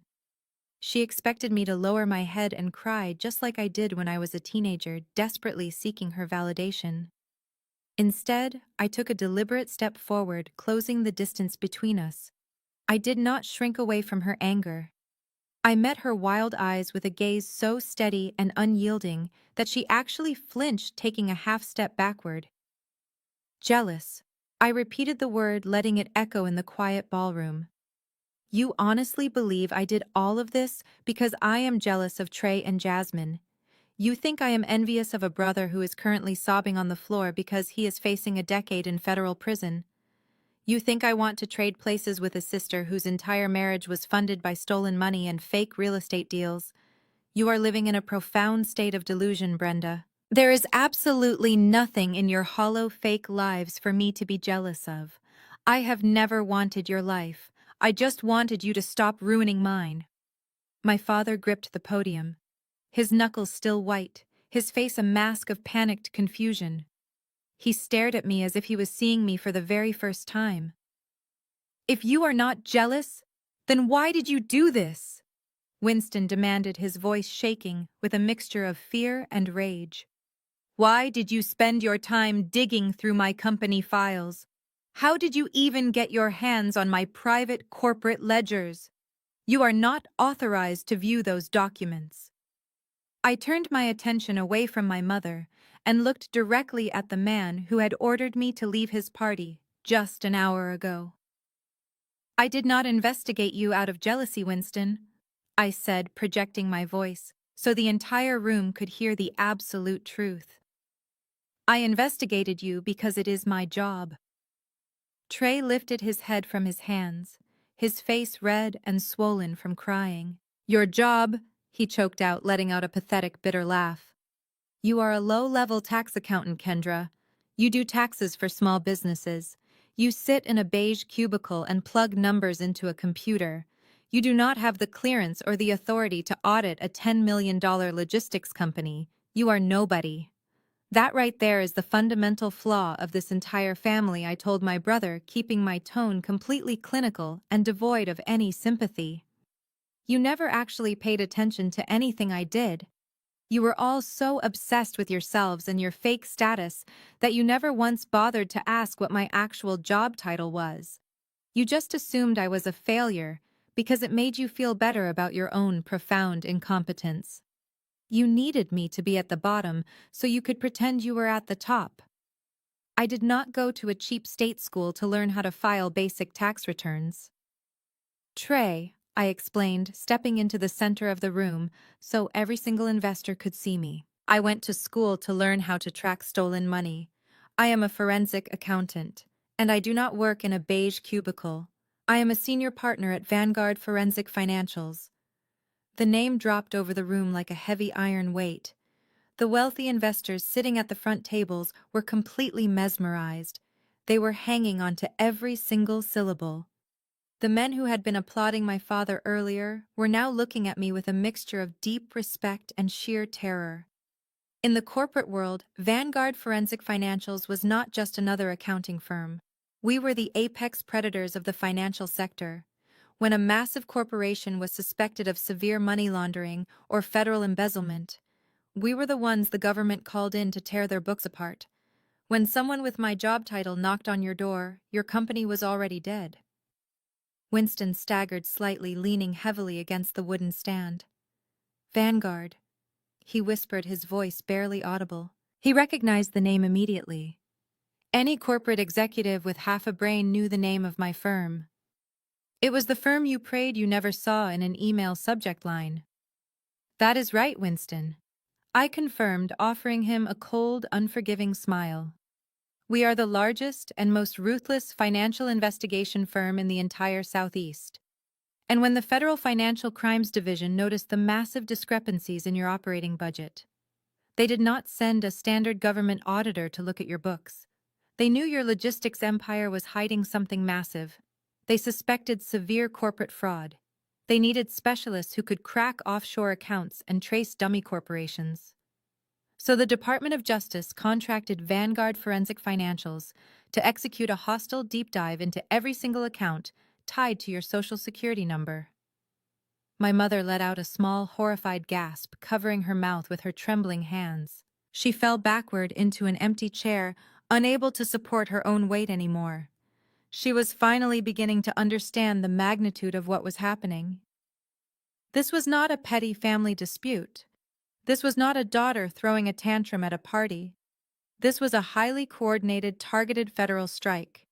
When the government contract came across my desk, I could have handed it off to one of my junior associates. I continued walking slowly toward the stage. I could have stepped away, citing a conflict of interest. I could have let someone else tear your legacy to pieces. But after 35 years of watching you lie, cheat, and belittle everyone around you, I decided to take the case myself. Jasmine let out another loud sob, rocking back and forth on her heels. She was completely broken, realizing that her little sister, the one she had bullied and mocked her entire life, held the power to destroy her entire world. I was the lead investigator on your audit, Winston. I announced, my voice echoing with devastating finality. I was the one who pulled the public records on Dion's fake shell company. I was the one who traced Trey's 87 wire transfers to Costa Rica. I was the one who uncovered your illegal leveraging of the employee pension fund. And I was the one who handed the final 1,000-page forensic report directly to the federal prosecutors on Tuesday morning, resulting in the immediate freeze of all your assets. The silence in the ballroom was absolute. The guests were completely frozen, watching a daughter surgically destroy her father's criminal empire right before their eyes. I had not just exposed them to their friends. I had legally, systematically dismantled their entire existence. Every single lie they had ever told was now documented, stamped, and filed in a federal courthouse. You destroyed your own family! Brenda whimpered from her chair, tears ruining the front of her expensive silk dress. You destroyed your own flesh and blood. How could you do this to us? I did not destroy anything, Brenda. I corrected her, keeping my voice perfectly steady and devoid of emotion. I simply did my job. I followed the numbers. The numbers do not lie. The numbers do not care about your country club aesthetic. They do not care about your golden child or your fake real estate mogul son-in-law. The numbers only show the truth. You destroyed this family when you decided to build an empire on stolen money and toxic lies. I just turned on the lights so everyone could finally see the cockroaches scatter. My father looked like a man who had been struck by lightning. The arrogance, the pride, the overwhelming sense of superiority, it was all completely gone. He was staring at the woman he had always considered his biggest disappointment, realizing that she was the smartest, most powerful person he had ever met in his entire life. He had spent decades trying to prune the dead branch from his family tree, completely unaware that the branch he was trying to cut was actually the only thing holding the entire tree together. My father looked at me with a dawning realization, but his massive ego still refused to accept the complete picture. He shook his head slowly, gripping the sides of the podium as if it were the only thing keeping him anchored to the earth. Even if you are a partner at Vanguard, he choked out, his voice sounding hollow and desperate, you are still just an employee on a payroll. You do not have the kind of capital to rent out this country club on a whim. You are trying to act like a millionaire, but I know exactly what accountants make. You are drowning in student loans, Jasmine said it herself. I let out a soft sigh. It was genuinely exhausting watching a man who claimed to be a business genius fundamentally misunderstand how true wealth actually functioned. He was so blinded by his own arrogance that he could not comprehend a reality where I was not financially beneath him. "I am not on a payroll, Winston," I explained, speaking to him slowly and clearly. "I am an equity partner. Do you know what happens when Vanguard Forensic Financials uncovers a $100 million corporate fraud case? We do not charge an hourly rate. We take a massive percentage of the recovered assets. I have personally led 6 international audits in the last 2 years alone. My quarterly distribution check, the money I take home every 3 months, is larger than the highest gross annual revenue your little logistics company has ever generated in its entire 35-year history." The guests in the room were dead silent, absorbing the sheer scale of the financial disparity between us. My mother, Brenda, who was still slumped in her chair, let out a weak whimpering sound. The daughter she had just called a poor, bitter failure was standing in front of her, possessing a level of wealth the family had only ever pretended to have. "I am not acting like a millionaire, Winston," I continued, my voice steady and unyielding. "I have built a personal net worth that makes your fake suburban country club lifestyle look like absolute pocket change. The difference between us is that I do not need to lease luxury cars or wear flashy diamond necklaces to prove my worth to strangers. I do not have to put on a daily masquerade to hide a crumbling empire because my empire is actually real." Winston shook his head rapidly, his breathing becoming shallow and erratic. "If you are so incredibly rich," he stammered, a look of desperate panic crossing his face, "then why did you let my company fail? If you knew Trey was stealing, why did you not step in and save us? You let my legacy collapse just to spite me. You could have fixed this, Kendra. You could have written a check." I let the words hang in the air, tasting the bitter irony of his accusation. He was still trying to play the victim. He was still trying to make his failures my responsibility. "I let it collapse," I repeated, keeping my eyes locked on his trembling frame. "Winston, who do you think has been paying your commercial warehouse leases for the last 5 years?" Winston froze. His jaw tightened, and he stared at me in absolute confusion. "What are you talking about?" he demanded. "We secured private funding. We brought on a silent angel investor when the banks unjustly restricted our credit lines. An anonymous angel investor operating under a blind trust called the KW Holdings Group," I said, watching his eyes widen drastically as his brain finally connected the initials. "When the traditional banks took one look at your chaotic ledgers and laughed you out of their offices, you miraculously received a $2 million cash injection, and then another million the following year, and another million after that to keep your trucks on the road." I stepped closer to the stage, refusing to let him look away. "Remember December 3 years ago when your payroll accounts bounced and you were 48 hours away from mass employee walkouts?" I asked him, detailing the exact crisis he had desperately tried to keep secret. "You received an emergency wire transfer that covered the deficit and paid every single driver their holiday bonus. You honestly believed some benevolent billionaire saw potential in your failing regional freight company." Winston gripped his chest, his face turning an unhealthy shade of pale gray. He was struggling to breathe as the truth finally crushed the last remaining pillar of his pride. "There was no billionaire, Winston," I said, my voice laced with a mixture of cold authority and lingering sorrow. "It was me. I was the angel investor. I was the KW Holdings Group. I am the only reason your company survived long enough for you to even plan this ridiculous retirement dinner." The collective gasp from the ballroom was undeniable.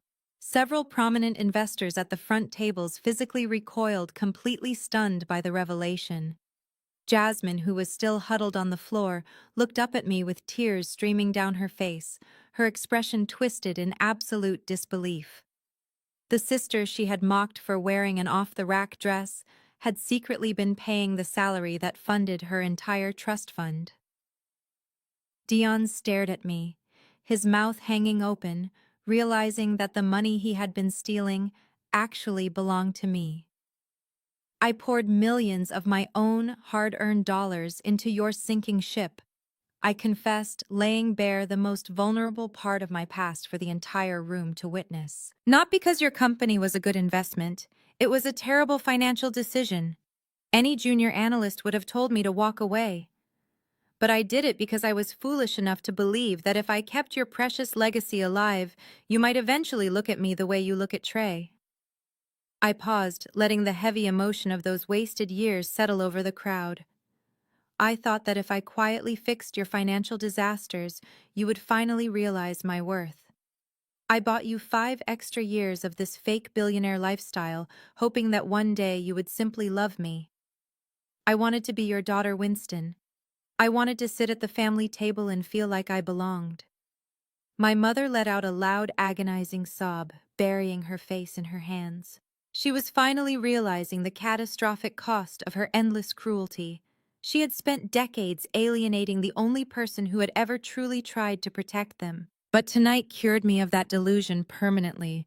I stated, feeling the final emotional chains snapping and falling away from my shoulders. I sat at a table in the back corner of the room holding an envelope that contained the truth of your impending arrest. I came here to warn you. I came here to give you a chance to prepare a legal defense. And instead of greeting me, you stood on a stage and told 200 people that I was a dead branch bringing shame to your perfect aesthetic. You looked me in the eye and ordered me out of your life. Winston raised a trembling hand, reaching out toward me, as if he could somehow rewind the clock and take back the cruel toast he had made just an hour ago. Kendra, please, he rasped, his voice completely broken. I did not know. I swear to you, I did not know it was you. It would not have mattered if you did. I replied, my voice echoing with absolute finality. You only love people for what they can do for your image. But I am officially done subsidizing your delusions. As the primary silent investor, I have legally initiated an immediate withdrawal of all remaining capital from the KW Holdings Group. I am pulling the financial life support from your logistics company. Trey let out a miserable wail from the floor, curling into a tight ball of despair. The golden child was completely broken. I am not saving your warehouses, I announced, turning my back on my father and looking at my devastated siblings and my weeping mother. I am not paying your legal fees when the Department of Justice files criminal charges against you and your son tomorrow morning. You told me to leave Winston. You told me I was not part of this family. So I am giving you exactly what you asked for. I am taking my money, my husband, and my dignity, and I am leaving you to face the consequences of your own arrogance. I stepped closer to the edge of the stage, closing the final physical gap between me and the man who had tormented me for 3 decades. I raised my right hand, lifting the simple manila envelope I had been carrying all evening. It was the exact same folder Jasmine had mocked 30 minutes ago. The same envelope my mother had assumed was a pathetic plea for a loan. I held it out toward my father, letting it hover in the empty space between us. Take it, Winston, I commanded, my voice echoing off the high ceiling with absolute authority. Open your retirement gift. Winston stared at the beige paper as if it were a loaded weapon. His chest was heaving, and a thick sheen of cold sweat coated his forehead. He did not want to touch it. He knew that taking that envelope meant officially accepting the reality of his own destruction. But with 200 elite guests watching his every move, and Malcolm standing right behind me ready to legally enforce every single word I said, Winston had absolutely no choice. He reached out. His hands were shaking so violently that he could barely grasp the edge of the folder. He pulled it toward his chest, his breathing ragged and shallow.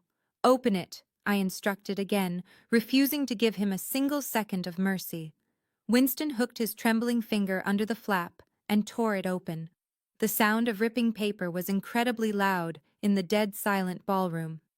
He reached inside and pulled out a thick, heavy stack of crisp white legal documents. They were not bound like standard corporate reports.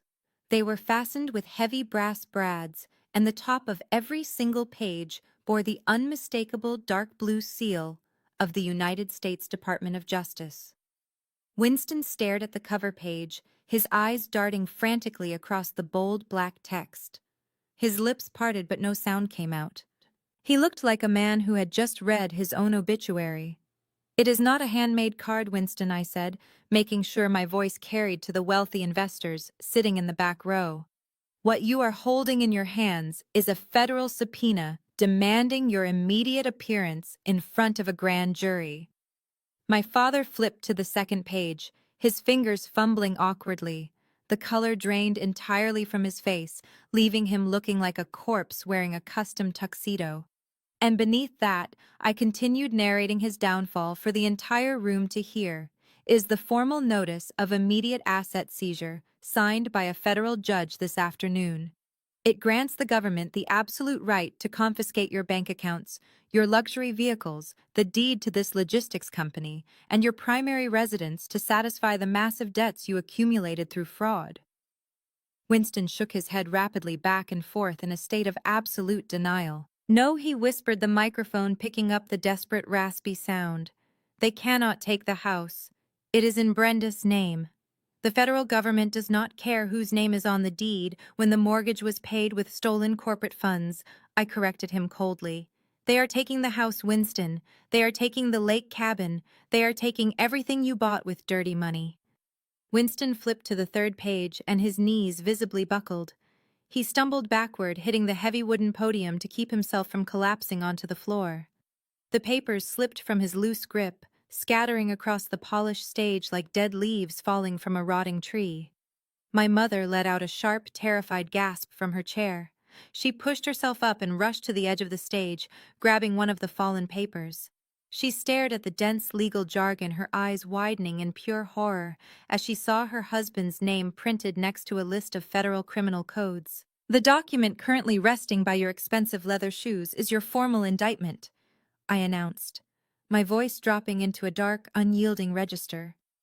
"You are being officially charged with multiple counts of corporate wire fraud, severe tax evasion, and conspiracy to commit money laundering." The guests in the ballroom began to move. The morbid curiosity that had kept them in their seats was completely shattered by the word indictment. Being in the same room as a failing businessman was a social faux pas, but being in the same room as an indicted federal criminal was a massive liability. Men in expensive suits began grabbing their wives' arms, rushing toward the double doors at the back of the hall.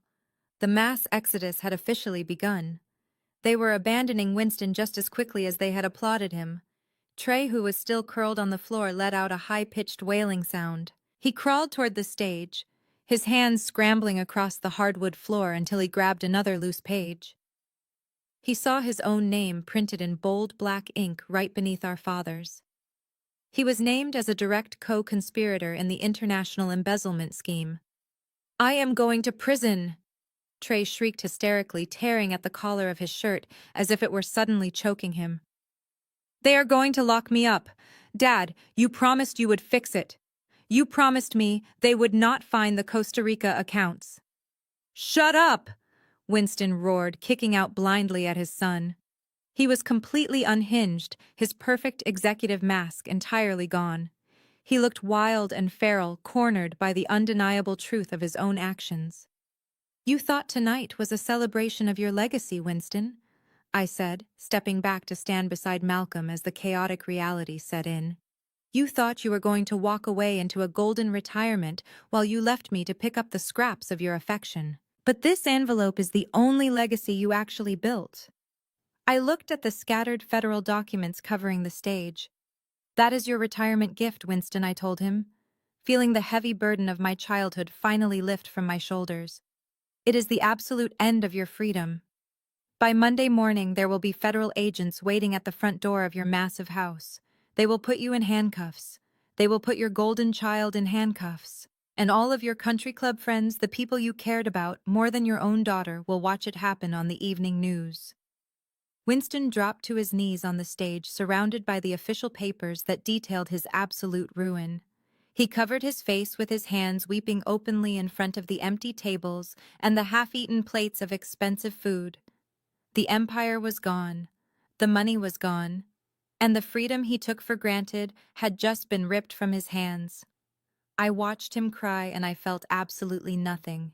No pity, no sadness, just the cold, clean satisfaction of a forensic accountant closing a very long and very difficult case. The illusion of family loyalty evaporated the exact second the reality of federal prison set in. Dion, who had been standing frozen near table 24, suddenly snapped out of his shock. He lunged toward the scattered papers on the stage, snatching up a page that had his dummy shell company named in bold print. He read the text, his face contorting into a mask of pure selfish panic. He realized in that moment that he was not just losing his fake real estate money. He was going down with the sinking ship and facing severe criminal charges for his role in the embezzlement. He turned around and glared at Jasmine. Jasmine was still sitting on the floor, her designer dress ruined, her face streaked with mascara. She reached a hand out toward her husband, desperately needing comfort, in the midst of her entire world collapsing. But Dion did not reach back. He smacked her hand away with a viciousness that made my mother scream out in shock. "I am not going to prison for your father," Dion shouted, his voice echoing with absolute panic, cutting through the ambient noise of fleeing guests. "I am not taking the fall for this garbage. You told me your family was untouchable, Jasmine. You told me I was marrying into a corporate dynasty. You are nothing but a bunch of broke criminals." Jasmine gasped, clutching her chest, as if she had been physically shot. "Dion, please," she begged, crawling toward him, her high society facade entirely completely shattered. "We are husband and wife. We can fight this together. We can hire lawyers." "Fight it with what money?" Dion spat back, looking down at her with profound disgust. "Your trust fund is empty. My accounts are frozen. I am filing for divorce first thing Monday morning. I am calling a federal defense attorney tonight, and I am giving the prosecutors every single piece of dirt I have on your father to save myself. I am completely done with you and this pathetic family." Jasmine let out a devastating wail, curling into a ball on the floor. Her marriage was over in less than 60 seconds. The man she thought loved her had only ever loved the unrestricted access to her father's bank accounts. While Dion and Jasmine were loudly tearing their marriage apart in front of the remaining guests, my brother Trey saw an opportunity. The golden child, the man who had bragged about taking over a $10 million logistics empire just an hour ago, was now behaving like an absolute coward. He scrambled away from the stage, leaving our father weeping alone amidst the legal documents. Trey stood up, brushing the dust off his custom-tailored tuxedo jacket, and began rapidly inching toward the swinging wooden doors that led to the country club kitchen. He was trying to slip out the back exit and abandon his own parents to face the federal authorities entirely alone. He pushed through the heavy wooden doors, but he did not make it more than 3 steps. Malcolm had already anticipated my brother's cowardice. Mr. Harrison, the banquet manager, had quietly instructed his security team to follow Malcolm's orders to the letter, realizing that Malcolm was the only person in the room with actual legal and financial power. As Trey tried to sprint through the busy kitchen, pushing past the shocked catering staff, 2 massive security guards stepped directly into his path.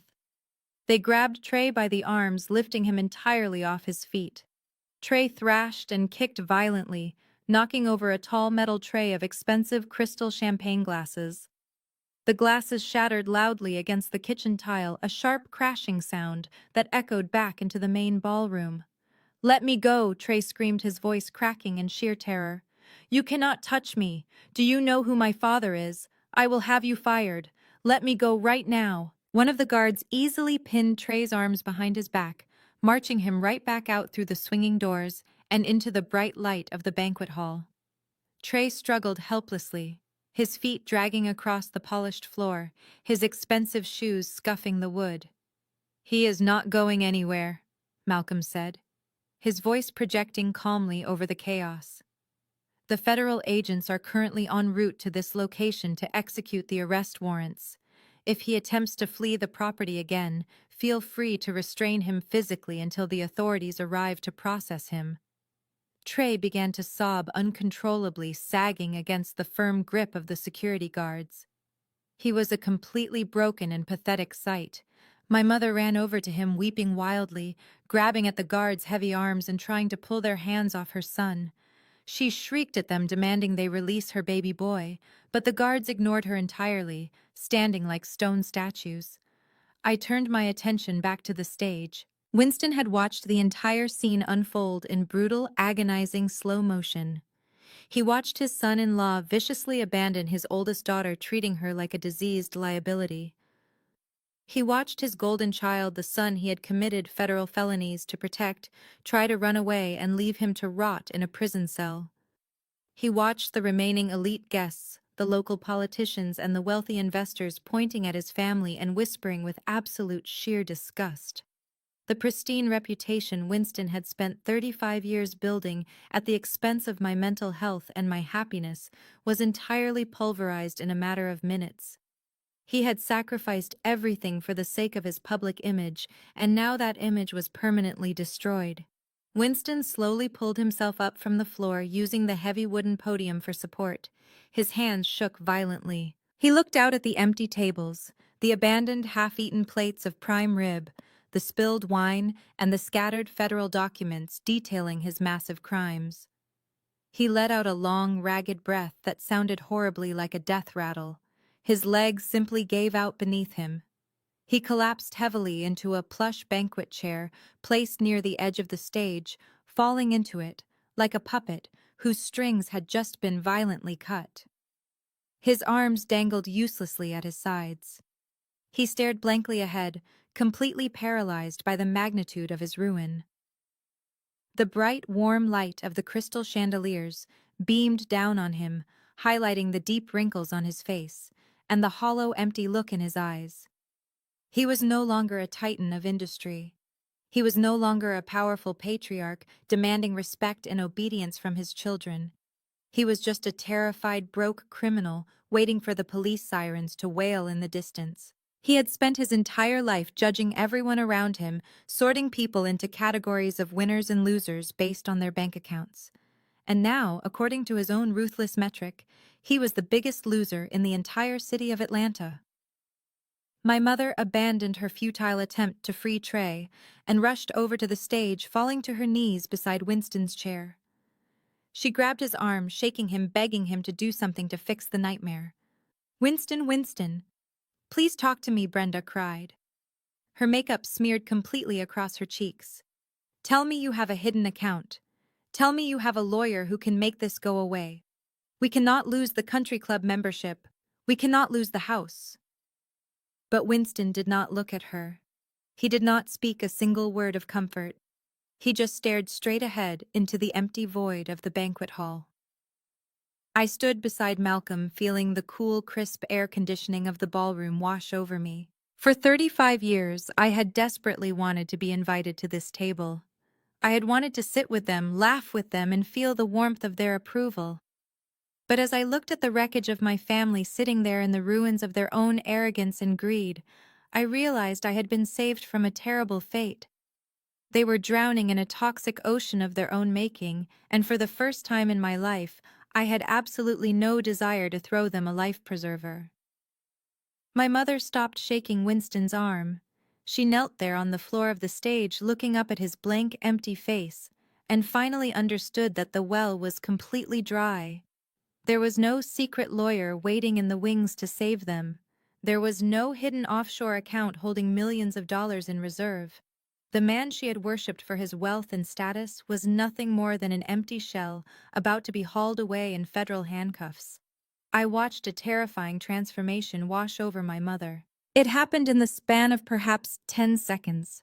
The furious, screaming woman who had just called me a monster and told me I was entirely dead to her vanished completely. The woman who had proudly called security on my husband just a few minutes ago was suddenly gone. In her place, a desperate, calculating survivor emerged. She realized with absolute clarity that the only person in the entire country club who still had a functioning bank account was standing right in front of her. Brenda slowly stood up from the floor. She reached down and tried to smooth out the torn fabric of her expensive beaded gown, but her hands were trembling too violently to make a difference.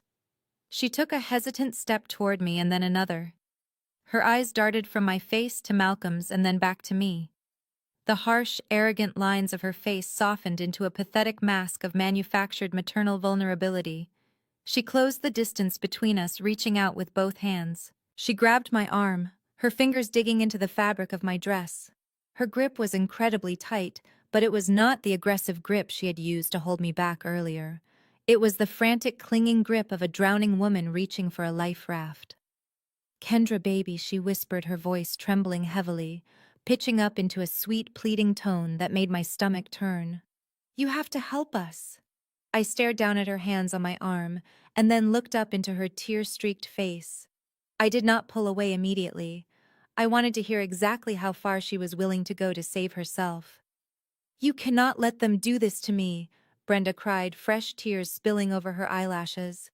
"You cannot let them take the house, Kendra." "Where am I supposed to go? All of my friends live in that neighborhood. My entire life is in that house.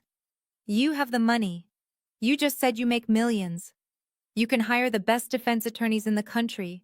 You can pay off the federal investigators. You can fix this for us, baby. We are your family." The sheer audacity of her words hung in the cold air of the ballroom.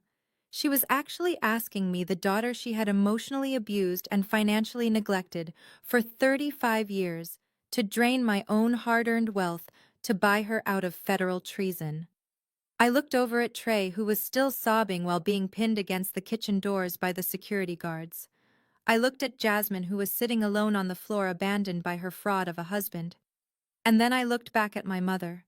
"We can leave your father," Brenda suddenly whispered, leaning closer to me, her voice dropping into a frantic, conspiratorial tone. She was actively throwing her husband of 40 years under the bus without a single second of hesitation. "I did not know what he was doing, Kendra. I swear to you. I did not know he was stealing. He kept all the finances a secret. You and me, we can walk out of here right now. I can come live with you and Malcolm. I will leave Winston to deal with this mess on his own. Just take me with you, baby. Please." It was the ultimate betrayal. Brenda had no loyalty to anyone. She did not love Winston. She did not even love Trey or Jasmine. She only loved the comfort and the power that their proximity provided her. And the absolute second they became a liability, she was ready to discard them and latch on to me. 10 years ago, this moment would have broken me. 10 years ago, if my mother had looked at me with tears in her eyes and called me her baby, I would have emptied my bank accounts to save her. I would have set myself on fire just to keep her warm, hoping that my sacrifice would finally earn her genuine affection. But looking at her now, I felt nothing but a profound sense of exhaustion. The spell was completely broken. I did not yank my arm away. I moved slowly and deliberately. I reached over with my free hand and gently peeled her fingers off my arm one by one. I stepped back, creating a solid physical boundary between us. "Do not ever call me your baby," I said, my voice low and perfectly steady. "You lost the right to use that word a very long time ago." Brenda let out a wounded gasp, clutching her hands to her chest as if I had physically struck her. "Kendra, please," she begged, taking another step forward. "You cannot turn your back on your own flesh and blood. You are a good person. You are my daughter." "You knew, Brenda," I interrupted, slicing through her pathetic performance with the cold, hard truth. "Do not stand there and lie to my face telling me you had no idea what Winston and Trey were doing. You knew exactly what they were. You saw the offshore bank statements. You saw Dion inflating his invoices. You chose to look the other way because confronting the truth meant you might have to give up your country club membership and your weekly spa treatments. You were perfectly happy to fund your high society aesthetic with stolen money." She opened her mouth to deny it, but no words came out. She knew I was right. As a forensic accountant, I had seen the credit card bills. I knew exactly how much stolen corporate capital she had personally spent on luxury vacations and designer wardrobes. You stood by and watched Winston cut me off when I was 18 years old. I reminded her, letting the decades of history finally settle the score. You watched me work night shifts at a diner just to pay for my textbooks while you bought Jasmine a brand new car just for passing her classes. You sat at that table tonight and laughed while Jasmine humiliated me. You called security and tried to have me thrown out into the street. And 5 minutes ago, you looked me dead in the eye and told me I was a monster who was entirely dead to you. I paused, letting the weight of her own actions crush the last remaining breath of hope out of her lungs. You do not want a daughter, Brenda, I told her, watching the reality completely break her spirit. You want an ATM. You want a shield to hide behind when the consequences of your own toxic behavior finally catch up to you. But I am not playing that role anymore. I am not your scapegoat, and I am certainly not your savior. My mother began to weep loudly, a horrible, desperate sound that echoed off the crystal chandeliers. She dropped to her knees right there in front of me, her expensive gown pooling around her on the hardwood floor. She grabbed the hem of my simple navy blue dress, sobbing uncontrollably, begging me not to leave her alone. It was a pathetic, devastating sight, but it did not move me. I looked down at her, and then I looked over at my father, who was still paralyzed in his chair. I remembered the exact words Winston had spoken into the microphone when he raised his crystal glass at the beginning of the night. The words that had been meant to destroy me in front of all these elite guests. The words that were now going to serve as the perfect epitaph for this entire family. I gently pulled the fabric of my dress out of my mother's grasping hands. I took one final step backward, standing shoulder to shoulder with Malcolm. I looked directly into my mother's tear-filled eyes and I weaponized their own cruelty against them. Only the children who make you proud are yours, remember. I asked, my voice ringing out with crystal clarity, completely devoid of any sympathy. You just said it yourself. Winston said it in front of 200 people. You do not claim the dead branches.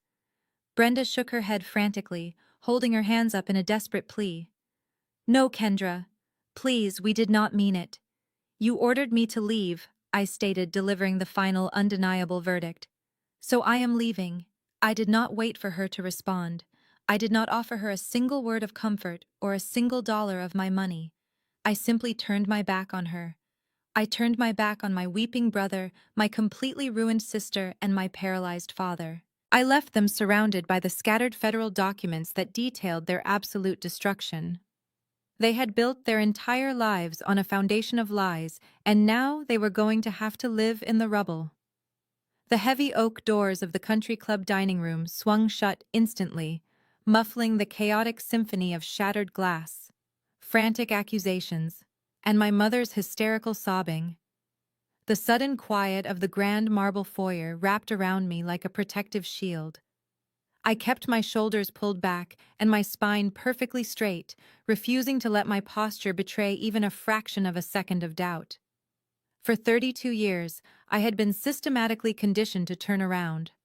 I was trained to apologize for their mistakes, to open my checkbook on command, and to smooth over the jagged edges of their catastrophic choices so they could maintain their flawless public image. I was the designated fixer, the financial safety net, the scapegoat they kept around only because I was useful. Not tonight. I kept walking toward the exit, my heels clicking a steady rhythmic beat against the polished floor. Malcolm walked right beside me, his presence a solid calming anchor in the wake of the storm we had just unleashed. He did not ask if I was okay, or if I needed a moment to process the destruction of my family unit.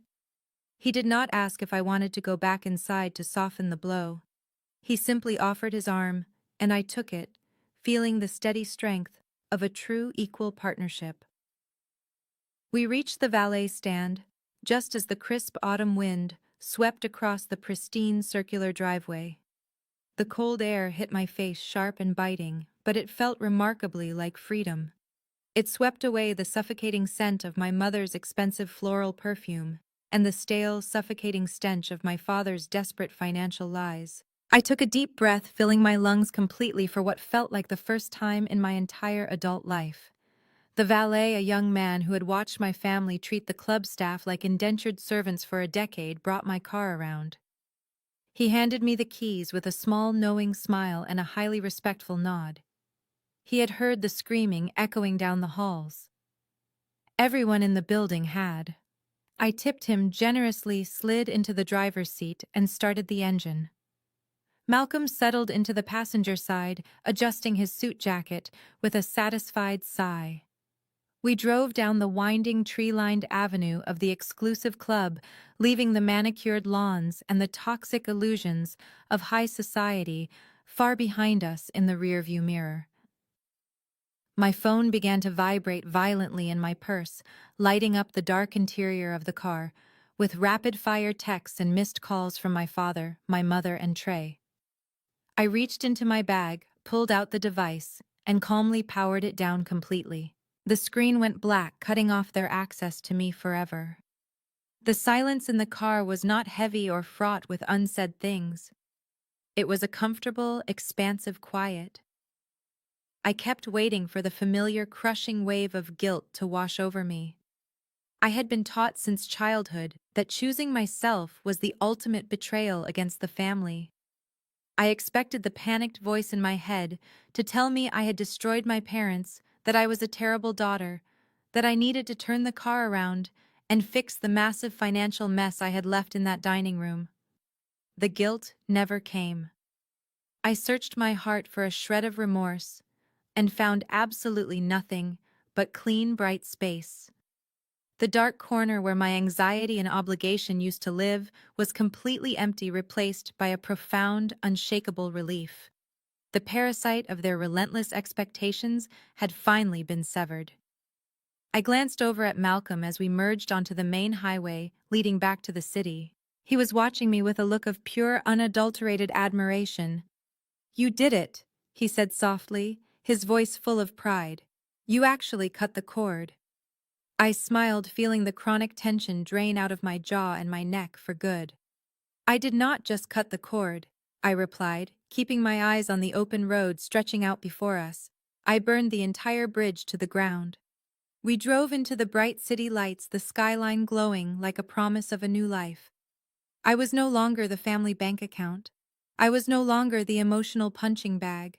I was just Kendra, and for the first time, that was more than enough. 6 months passed, with the rapid, clarifying speed of a wildfire burning away decades of dead brush.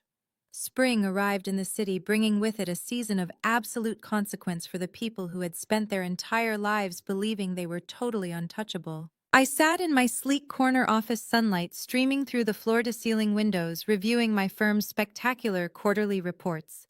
My independent investment portfolio had tripled in size. Without the constant massive drain of covering my family's hidden debts and funding their extravagant fake lifestyles, my wealth had compounded exponentially. I was currently closing a multi-million-dollar funding round for a coalition of women-led tech startups, using my vast resources to build talented people up rather than constantly bailing out incompetent relatives. I had earned the fierce respect of the financial district, no longer operating in the shadow of my father's fraudulent empire. Meanwhile, the legacy my father had built on deception and theft completely collapsed into dust. The Securities and Exchange Commission did not care about the Winston family name or their country club memberships. Following the meticulous paper trail of offshore accounts and forged documents I had handed over, federal investigators ruthlessly dismantled his company piece by piece. Federal agents raided his corporate headquarters, carrying out boxes of hard drives and files in full view of the local news cameras. His personal and business assets were entirely frozen, his offshore accounts seized, and the business he had valued far above his own daughter was fully liquidated to pay back the hundreds of defrauded investors. He is currently sitting in a cheap rented townhouse, wearing off-the-rack suits he bought on discount, awaiting a high-profile federal trial. His overwhelmed public defender has already advised him to take a plea deal because he has absolutely no chance of winning in front of a jury. Trey, the golden boy who could do no wrong, finally faced a massive problem my money could not magically solve. The federal wire fraud and gross embezzlement charges caught up to him with brutal, unforgiving efficiency. In a desperate, cowardly attempt to save himself from prison, he tried to testify against our father, offering to trade family secrets to the prosecutors in exchange for a reduced sentence. The federal investigators literally laughed at his offer. They already had all the pristine evidence they needed from my files. Trey is currently facing 10 to 15 years in a maximum security federal penitentiary, his prestigious Ivy League degrees, and charming smile entirely useless against the Department of Justice. Jasmine and Dion's picture-perfect, highly curated marriage shattered the very moment the financial pipeline was permanently cut. Without my silent, constant funding, artificially propping up Dion's failing real estate ventures, his business went under in less than 60 days. The crushing stress of impending bankruptcy and creditors calling their cell phones day and night destroyed their public image. Jasmine filed for a messy, highly public divorce when she realized Dion was completely broke. They are currently locked in a bitter legal battle, aggressively fighting over negative assets, repossessed luxury vehicles, and mountains of credit card debt. Jasmine has resorted to selling her prized designer handbags on internet resale sites just to make her minimum rent payments. Their social media accounts, once filled with luxury vacations and expensive champagne toasts, have gone completely dark. But the most poetic, satisfying justice belonged to my mother Brenda. Swiftly evicted from the sprawling estate she had treated like her personal kingdom, she was forced to move into a cramped, dimly lit two-bedroom apartment near a noisy interstate highway. The high society friends she had prized more than my emotional well-being dropped her the instant the embezzlement scandal broke. In her shallow world, financial ruin is a highly contagious disease, and she was swiftly blacklisted from every gala luncheon and charity board in the entire city. I heard through the corporate grapevine that she recently tried to attend a botanical society spring mixer, pretending nothing was wrong, and was politely but firmly turned away by security at the front door.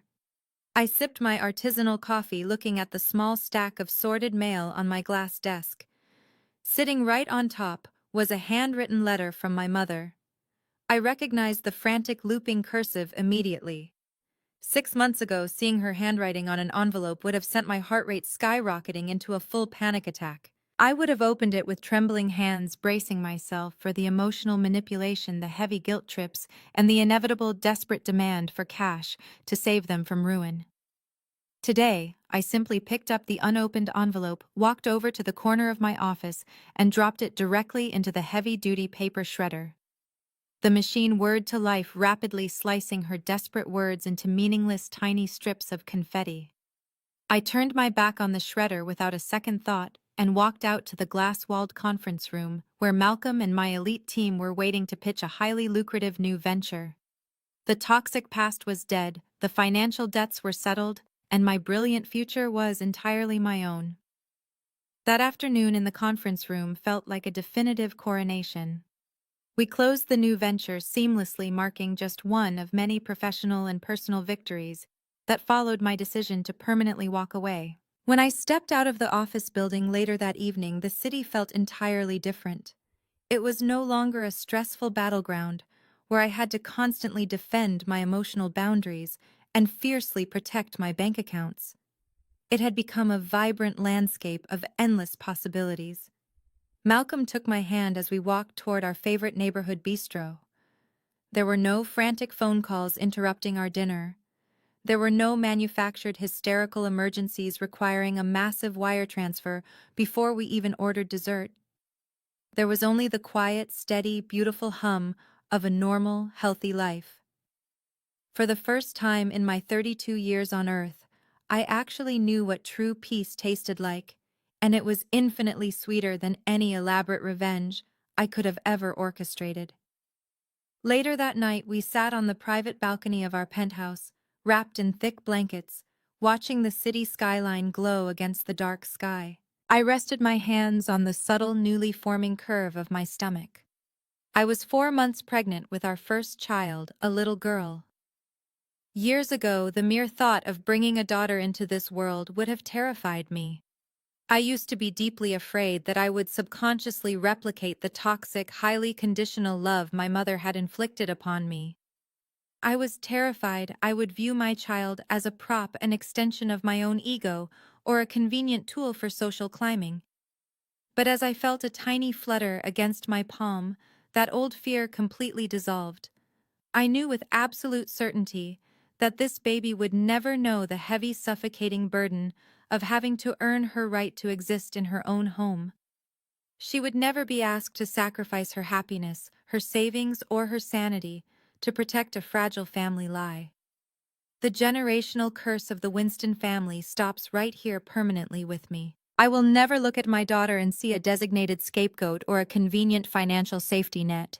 She will be loved simply because she is breathing. Malcolm wrapped his arms around me from behind, resting his large hands gently over mine on my belly. We had spent countless hours talking about the exact kind of parents we wanted to be. We were intentionally building a solid foundation based on radical honesty, emotional safety, and unwavering support. I had barely survived a household where love was treated as a highly scarce transactional currency handed out only when I served a specific, usually financial purpose. Now I was creating a home where love is a constant, endlessly renewable resource. I did not lose a family that night at the country club. I simply made room for my real one. My recent baby shower was a perfect testament to this beautiful new reality. There were no society photographers, no extravagant catered caviar to impress strangers, and no superficial country club acquaintances quietly judging the floral arrangements. Instead, my living room was filled with brilliant women from my startup coalition, fiercely loyal friends who had stood by me during the chaotic fallout of my father's federal indictment, and Malcolm's warm relatives who embraced me instantly, without ever asking for a dime. Looking around that room filled with genuine laughter, I realized I had completely detoxified my environment. Blood simply makes you related, but loyalty, respect, and mutual care are what actually make you a family. I look back at the desperate woman who used to eagerly hand over her black card just to buy a fleeting, fake moment of her parents' approval, and I hardly recognize her. The wealth I built was a powerful tool, but my true secret weapon was the ultimate unshakable realization of my own self-worth. I took back my narrative, I protected my energy, and I built an impenetrable fortress of happiness. My relatives thought they could bleed me dry forever, assuming I was too weak and too conditioned to ever cut the cord. They were catastrophically wrong. Sometimes the trash takes itself out. Have you ever had to walk away from toxic relatives to protect your peace? Let me know in the comments. Don't forget to like and subscribe.